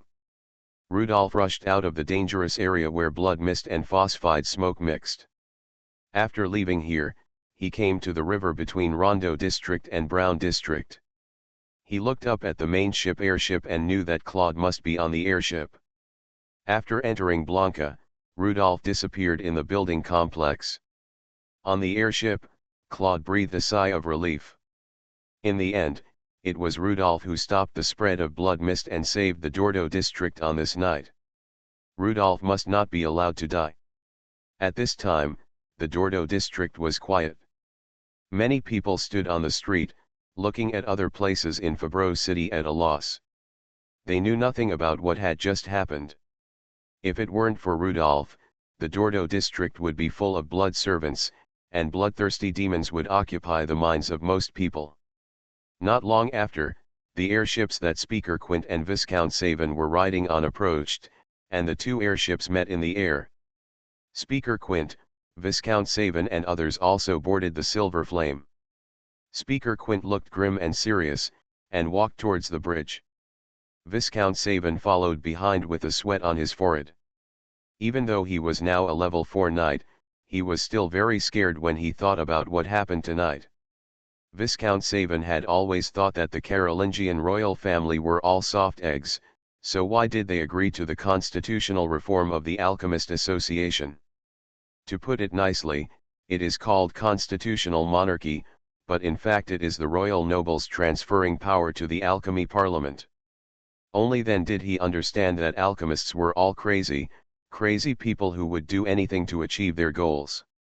Colonel Gayton, Vice Speaker Abel, Viscount Savin, and I are leading the army of the Constitutional Office to fight against the wolf tide in Leemantown. In the past few days, no werewolves have reached the suburbs of Fabreau City, Speaker Quint said with great sadness, but what I didn't expect was that the Revno family took advantage of this opportunity to turn most of the people in Fabreau City into blood servants. Colonel Gayton has been looking at Fabreau City. He said to the messenger beside him, "Be prepared for battle. The target is the area covered by blood mist." Other airships were slower than the main ship and also arrived above Fabreau City at this time. 25 airships were lined up above Fabreau City, with their guns aimed at 3 districts of Fabreau City. "Give the order, Speaker. If you allow it, I will completely destroy the 3 blood mist areas within an hour, and eliminate the blood servants and blood clan together." Colonel Gayton is a soldier, and the Constitutional Army also needs to be allowed by the Parliament before it can attack, especially attacking its own city. A staff officer brought a map, and Colonel Gayton observed the ground while marking the map of Leemantown and demarcating the key strike areas. Faced with Colonel Gayton's orderly preparations, everyone in Fabreau fell silent. Do we really want to destroy most of Fabreau City? Speaker Quint looked at Deputy Speaker Abel and asked, "Abel, what do you think?" Deputy Speaker Abel turned around and stared at Fabreau City below like Colonel Gayton. At this time, in the rich brown district, patrolmen were still patrolling the streets, asking residents door to door not to stay on the streets and go into the house. In the Dordo district, people gathered on the streets, looking at the blood mist and the airships in the sky, at a loss. In the central area, people from the police station and the trial office were cleaning up the blood servants, and there were gunshots, fire, and shouting on the streets. As for the remaining 2 districts, Rondo District and Bayer District, the blood mist faded, and groups of blood servants could be seen attacking and destroying everywhere, trying to break open other people's doors. Since someone locked the door, it proved that there were normal people inside, and not everyone was keen on bloodletting therapy. In the past, the Relief Society had exposed bloodletting therapy as a conspiracy of the vampires to collect blood, which had some effect. Some people stopped going to the Red Church for treatment since then. The Constitutional Army would launch an indiscriminate cleansing attack, using artillery fire to clean every inch of land. This was the most efficient way. They had no way of distinguishing which house was a blood servant and which house was a normal person. Deputy Speaker Abel, what is your opinion? Speaker Quint asked again, wanting Abel to express his opinion first. No matter what decision is made, you will become a sinner in Fabreau City. You are listening to Novels at Bless Up channel. Wish you happiness and luck. Please subscribe to receive new novels. How do you feel about this novel? Please like and leave a comment. Weird Star Witch. Author, White Silver Black Iron. Chapter 220. When he saw the white phosphorus bomb, the Red Wolf King Weston's eyes were no longer confident and calm, but a little confused. There were wolf tides in 3 cities. Didn't Quint guarantee that only ordinary Constitutional Army Corps would come to Fabreau City? Why did he send the most elite 56th Regiment? Taking advantage of the chaos, the Red Wolf King turned around and walked back the way he came, leaving Fabreau City. If it was Fiery Gayton, all plans would have to be adjusted. Ravno ran away, and of course he would not go head-on with Fiery Gayton. The Red Wolf King took a last look at the airship in the sky and felt a little out of control for the first time. Gusts of cold wind blew on the bridge, making everyone feel the chill. This chill came from the cold wind and from the bottom of their hearts. Abel only felt the bitterness of the night. How could he make a decision in such a short time? Did he have to say destroy most of Fabreau City now? Those who shivered and huddled in the house to avoid the blood servants, would they die in the gunfire if they didn't die at the hands of the blood servants? In the central area, the blood servants were mixed with people from the police station and the trial office. Would they now carry out a devastating attack on the central area? At this moment, the morning star rose into the sky and the sky was slightly bright. Those blood servants wandering on the street seemed to have regained their sanity. The instinct of the blood clan told them that they should avoid the sunlight that was about to appear. Some blood servants stared at their hands dejectedly and slumped on the street. In their wide eyes, there was fear brought by memories. They could hardly believe what they did last night. In the Rondo district and the Bayer district, the beast-like roars of the blood servants turned into crying. They spent a night of losing their minds. They regained their sanity, and the crying that came one after another became one, penetrating the blood mist and reaching the airship. The poor blood servants rushed to their relatives, no longer to suck blood, but to see if their relatives were still alive. At this moment, remorse almost drove them crazy. The sweetness of blood at the corners of their mouths turned into a foul stench. What else could they do except cry? Abel wanted to turn his head, and he heard his cervical vertebrae creaking. There are blood servants in these 3 districts, and there are also people who have not become blood servants. You can hear them crying and repenting. After a long sigh, Abel murmured, "Or, forget it." Speaker Quint nodded, "There are still 18,000 people in 3 districts. It is too cruel to destroy half of Fabreau City like this." Viscount Savin secretly breathed a sigh of relief. After all, Vice Speaker Abel is from Fabreau City. He is not so cruel, unlike Speaker Quint. Speaker Quint is from Vichy, the county city. He used to work in the Fabreau City trial office. He can only be regarded as half a Fabreau City person. Colonel Gayton turned his head and looked at Vice Speaker Abel. He didn't say much, but just put away the map and gave up marking the artillery strike point. Everyone was silent on the airship, waiting. Until the first ray of sunlight fell, dispelling the blood mist, and restoring peace to the Rondo district, Bayer district, and the Central district. In the daytime, all blood servants will hide in the house. They will not go out and will not take any action. The roar turned into crying, and now it has become a strange calm.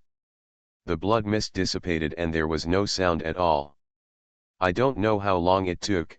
Those who didn't become blood servants found that the hellish scene outside was gone, so they went out. They survived the disaster and stumbled away. Some fled to the outside of Fabreau City.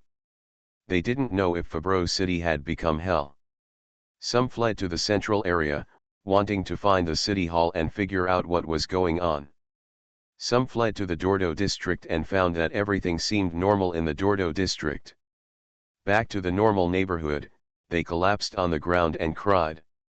Speaker Quint said in a high voice. Deputy Speaker Abel, I think the Red Church should be retaliated against most violently. They tore up the Red Church agreement and attacked Fabreau City. What do you think? Yes, those red churches should be bombed into ruins at this time, Deputy Speaker Abel answered mechanically. Colonel Gate looked at Abel, a little worried about his old friend. Then, Abel's eyes changed several times, and he regained his former firm look. Colonel Gayton, please command the destruction of all the red churches. Colonel Gayton nodded, knowing that Abel did not collapse. Speaker Quint looked at the director of the Fabreau City Constitutional Office. We can't sit idle either. The City Constitutional Army will also attack those churches together with the 56th Regiment. From now on, Fabreau City will no longer be able to accommodate any red church. A few minutes later, countless artillery fire poured shells at the red churches in the 3 districts. The City Red Church in Rondo District, the Red Church in Bayer District, and the Red Church in the Central District were all razed to the ground in the artillery fire. 2 airships also flew over the Red Church in Dordo District. The horns on the airships urged everyone to stay away from the Red Church, which was also bombed into ruins. There was no Red Church in the rich Brown District, so it was not affected from beginning to end. Rudolph only saw the relief and joy on people's faces here. The disaster was finally over, but they were frightened all night. Vanya had no chance to take him back, so he could only let Vanya find a cave to hide first and then take him back tonight. Rudolph's shoulder injury was healed by the wolf poison potion. He rushed all the way back to the relief house and saw Cooper coming to get breakfast. "Cooper, how come you still have time to eat breakfast?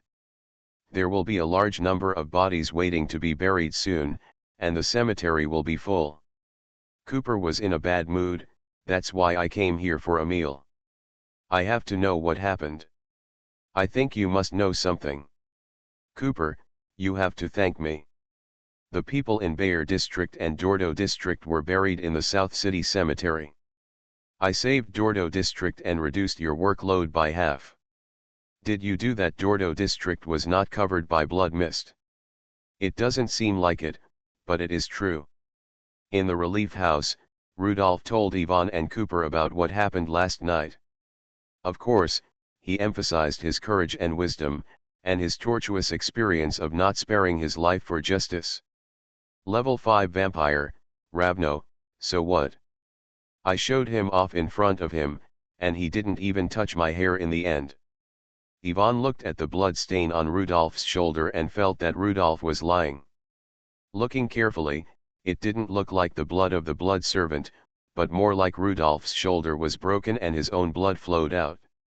She just got up and went to their bedroom to find new clothes for Rudolph. She knew she couldn't stop Rudolph from doing anything, but she was still worried. Cooper believed Rudolph's words. He shook his head. "You'd better keep a low profile and don't jump like that. Otherwise, I'll reserve a grave with a good location for you. I don't think you will live long." "Hiss. Forget it, you should keep it for yourself.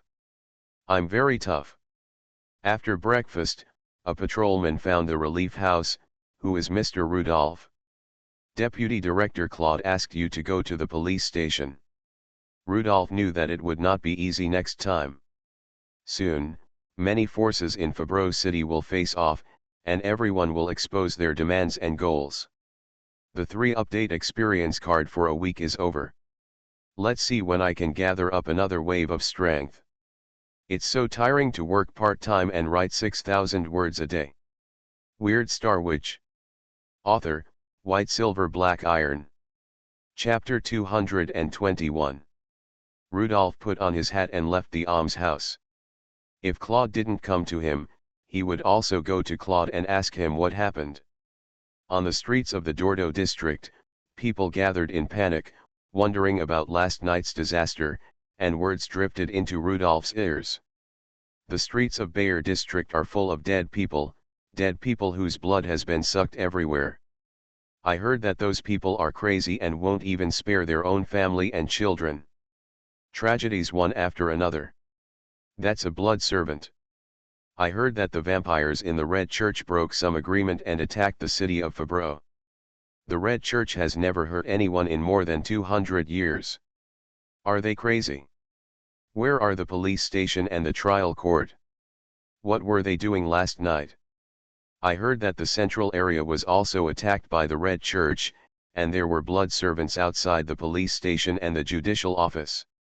They even dared to attack the police station and the judicial office.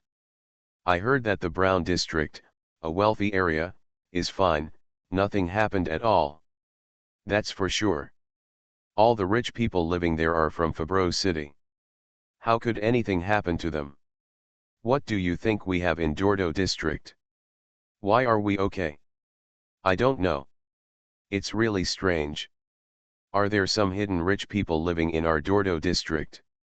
Rudolph wanted to take off his hat and shout, "That's right. Just down there. I am the one who saved you. but if he didn't do this, others wouldn't believe it. Rudolph walked towards the city center, towards the central area where the police station is located. At this time, in the central area, many patrol policemen were cleaning up the corpses of blood servants on the ground. Rudolph avoided the blood on the ground and walked towards the police station. With tears in her eyes, Kelida stood at the door of the police station, looking around, expecting someone to come.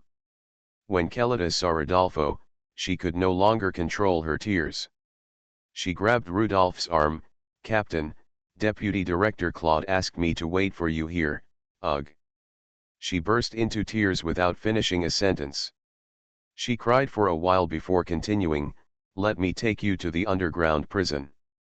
Rudolph hurriedly followed Kelida to a certain house in the police station complex. The underground of this house was the underground prison of the city police station. Entering the dark prison, Rudolph saw that Claude was also here. Claude looked seriously as he looked at the alchemy prison opposite. In prison, Sam is locked up. Sam, Rudolph's former team member and the patrolman of the Lemontown Police Department, was leaning against the wall with empty eyes, his eyes unfocused, his head raised, staring at the ceiling aimlessly. When Claude saw Rudolph coming, he turned around and asked, "Rudolph, after becoming a blood servant, is there a way to reverse it?" Rudolph was sad, but he still shook his head, "No. At least I don't know." He then asked, "Why did Sam have to undergo bloodletting?" Kelida cried and shook her head. "Sam didn't go for bloodletting. He once donated blood while handling a case in the city hospital." "Are there even vampires collecting blood in the hospital? Have you found a vampire in the city hospital?" Claude said, "It will be locked in the next door, and it will be exposed to the sun at noon for 3 days." Kelida asked quickly, "Is there any way to save Sam? He just donated blood, why did this happen?" Rudolph sighed, not knowing how to answer. Claude stamped out the cigarette butt and said slowly, "Kelida, don't worry, Sam won't die. The Alchemy Council will make a decision today. There are too many heretics like Sam. They didn't kill all of them last night, blood servant, never again." He turned to Rudolph and said, "Come on, Rudolph, come with me to the city council. Am I also eligible to attend meetings of the assembly?" "You are the most qualified," Claude explained again. "Don't worry, Deputy Speaker Abel is here, there is no need to worry about your identity being exposed, you will be fine."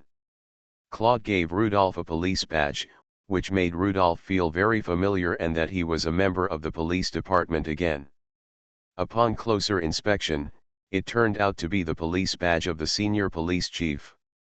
Wearing the police badge and entering the Alchemy Council looks normal. "Rudolph, starting from today, you are my special assistant, the senior sergeant responsible for handling extreme incidents. The most magnificent of the parliamentary buildings is the City Hall. There is a huge conference hall in the City Hall, where all councillors and invited attendees gathered to discuss Fabreau City's strategy after the Night of Blood Mist." Claude had his place in the front row, with names on each seat, and Rodolfo found his seat, far back among the precinct officers. His identity is that he is an invited member of the police force. Attendees can observe important meetings and are invited to speak when necessary. After all the members entered the City Hall, the two speakers, as well as Colonel Guyton, entered through the door on the side of the rostrum. Speaker Quint did not take his seat, but went directly to the speaking table. He looked solemn and his sad voice sounded in the packed City Hall. August 9, 267 of the constitutional calendar, is today's date, and it is also a disaster day for the city of Fabreau. Just in the early hours of this morning, the vampire Rievno family openly tore up the Red Church Agreement and launched a vicious attack on the city of Fabreau. According to statistics, more than 18,000 people in more than half of Fabreau City became blood servants last night, and were made into blood servants by level 5 vampire Rievno. What a tragedy! What a disaster! Speaker Quint paused at this time. he took out a handkerchief and wiped the tears from the corners of his eyes. There are a total of 30,000 people in Fabreau City, and now 18,000 people have become blood slaves, and more than 2,000 people died from the fangs of blood slaves last night. These 18,000 people were once our friends, our colleagues, and our neighbors, but after last night, they became blood slaves. But can we blame those poor blood slaves? Those blood slaves were persecuted by Ravno. Today, they have regained their sanity. How can they face those relatives who were sucked to death by them? For a while, not only was Speaker Quint crying, but the entire city hall was crying first, and then the male councillors were also wiping tears. On the rostrum, Deputy Speaker Abel did not cry, he just looked at Speaker Quint's back expressionlessly. Speaker Quint's shoulders trembled because he was holding back his tears, and in a moment, his voice became passionate. This is a shame for our Fabreau Alchemy Council. This is a huge mistake made by our Fabreau alchemists. Fabreau is a special city. More than 100 years ago, in order to mine the iron ore here as quickly as possible, the then Alchemy Council signed the Red Church Agreement with the Revno family. From today on, Fabreau will become even more special. After all, we can't make up our minds to kill those 18,000 of our former friends, colleagues, and neighbors. Fabreau will live in a city with these 18,000 blood servants in the future. We have made a big mistake, and we have to make up for our mistakes. The lifespan of a blood servant is 150 years. We will use 150 years to send away these former friends, colleagues, and neighbors. Atonement. It will be the main task of the Fabreau Alchemy Council in the future. The main work. Now, please raise your hands to vote on the Fabreau Atonement Act.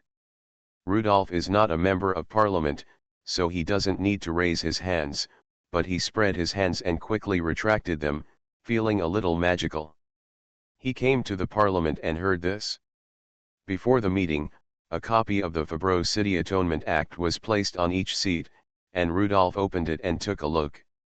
/U003 Seeing 10,000 blood servants are still citizens of Fabreau City, and the lives of these special citizens must be maintained and protected in many ways. The Central District, Rondo District, and Bayer District allow the existence of blood servant citizens. The trial office will not enter the Rondo District and Bayer District unless necessary, giving the blood servant citizens time to establish their own order and identify the blood servant citizens as special heretics. Find a suitable way to deal with it, help the blood servant citizens, provide them with jobs, and provide them with the necessary conditions for life. /U003E. Rudolph felt that the name blood servant citizen was particularly good, and Fabreau City became the first city that officially allowed heretics to exist. Just providing jobs for blood servant citizens, blood servants can only stay in the dark during the day and can only move at night. What kind of work can fit this kind of work and rest pattern? You can't just throw them into the mines to dig, right? Soon, the voting ended, and the Atonement Act was passed unanimously without any surprise. At this moment, two beautiful female assistants walked towards Rudolph. Rudolph was sure that they came for him because they kept looking at him with a smile. Speaker Quint sat in his seat on the stage, and Deputy Speaker Abel walked to the podium. This morning, Fabreau City needs to thank many people. Thank you to the patrolmen and witch hunters fighting on the front line, thank you to the soldiers and officers of the Constitutional Office, and thank you to the 56th Regiment of the Constitutional Army and Colonel Gayton who came from afar to support us. However, we also want to thank a very special person. Rudolph from Lehmantown. He discovered the conspiracy of the Revno family and took the first measures. He prevented the blood mist from spreading to the Dordo district. I declare that Rudolph of Lehmantown is awarded the title of Outstanding Citizen of Fabreau City. Rudolph was very surprised. He thought it was strange enough for a wizard like him to come here to listen to the parliamentary meeting, but he didn't expect that he would be commended. Claude, who was sitting in the front row, stood up first and turned around to applaud Rudolph. Two female assistants smiled and pointed the way. Rudolph scratched his head uneasily and stood up. He followed the female assistants to the front desk. Colonel Gayton stood up and waited for Rudolph in front. Most of the congressmen below were well informed. They knew that someone had destroyed the blood sample in the Dordo district at a critical moment. This person was a man of Vice Speaker Abel. Colonel Gayton took the badge of Outstanding Citizen from the tray and pinned it on Rudolph's chest personally.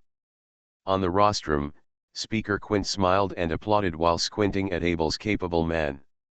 This badge of Outstanding Youth represents the recognition of the Alchemy Council. No matter what Rudolph's identity is, he has a talisman. Even if half of the people in the conference hall know that this outstanding citizen is a wizard, no one can embarrass him with Rudolph's wizard identity. This is the person that Vice Speaker Abel wants to protect.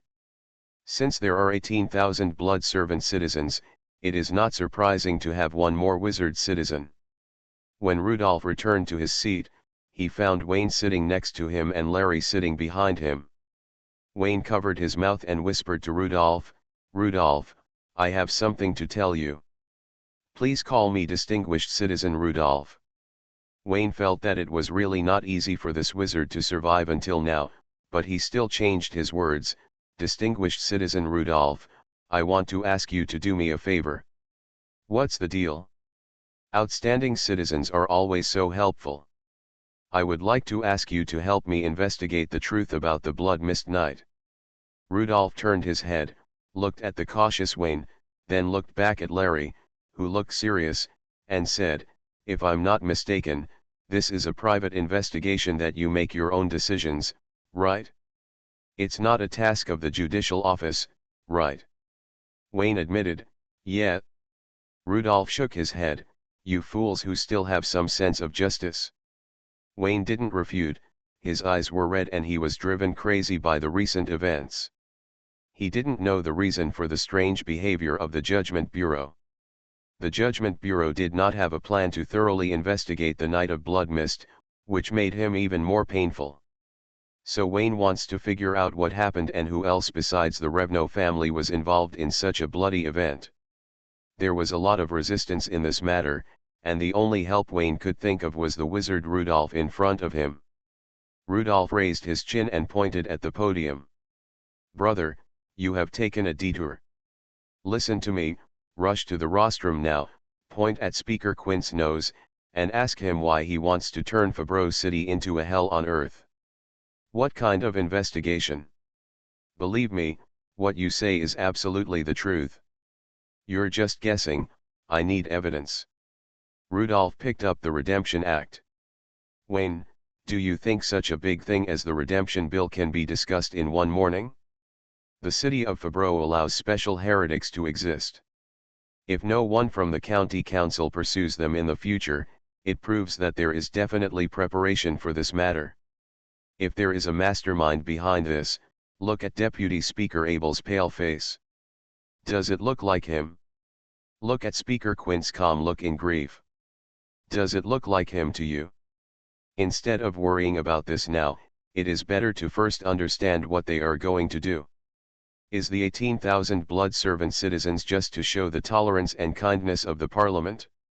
Rudolph patted Wayne on the shoulder. "It's a miracle that a person like you can survive to this day. If you hadn't been the captain of the witch hunter team, I think you would have died countless times. If you know how many people have died tragically because of their sense of justice, you will understand that justice is a luxury, so luxurious that we must always talk about it because it is so rare and far away. At least with your ability and IQ, you don't deserve it." Wayne and Larry were livid, the frustration growing stronger and suffocating them.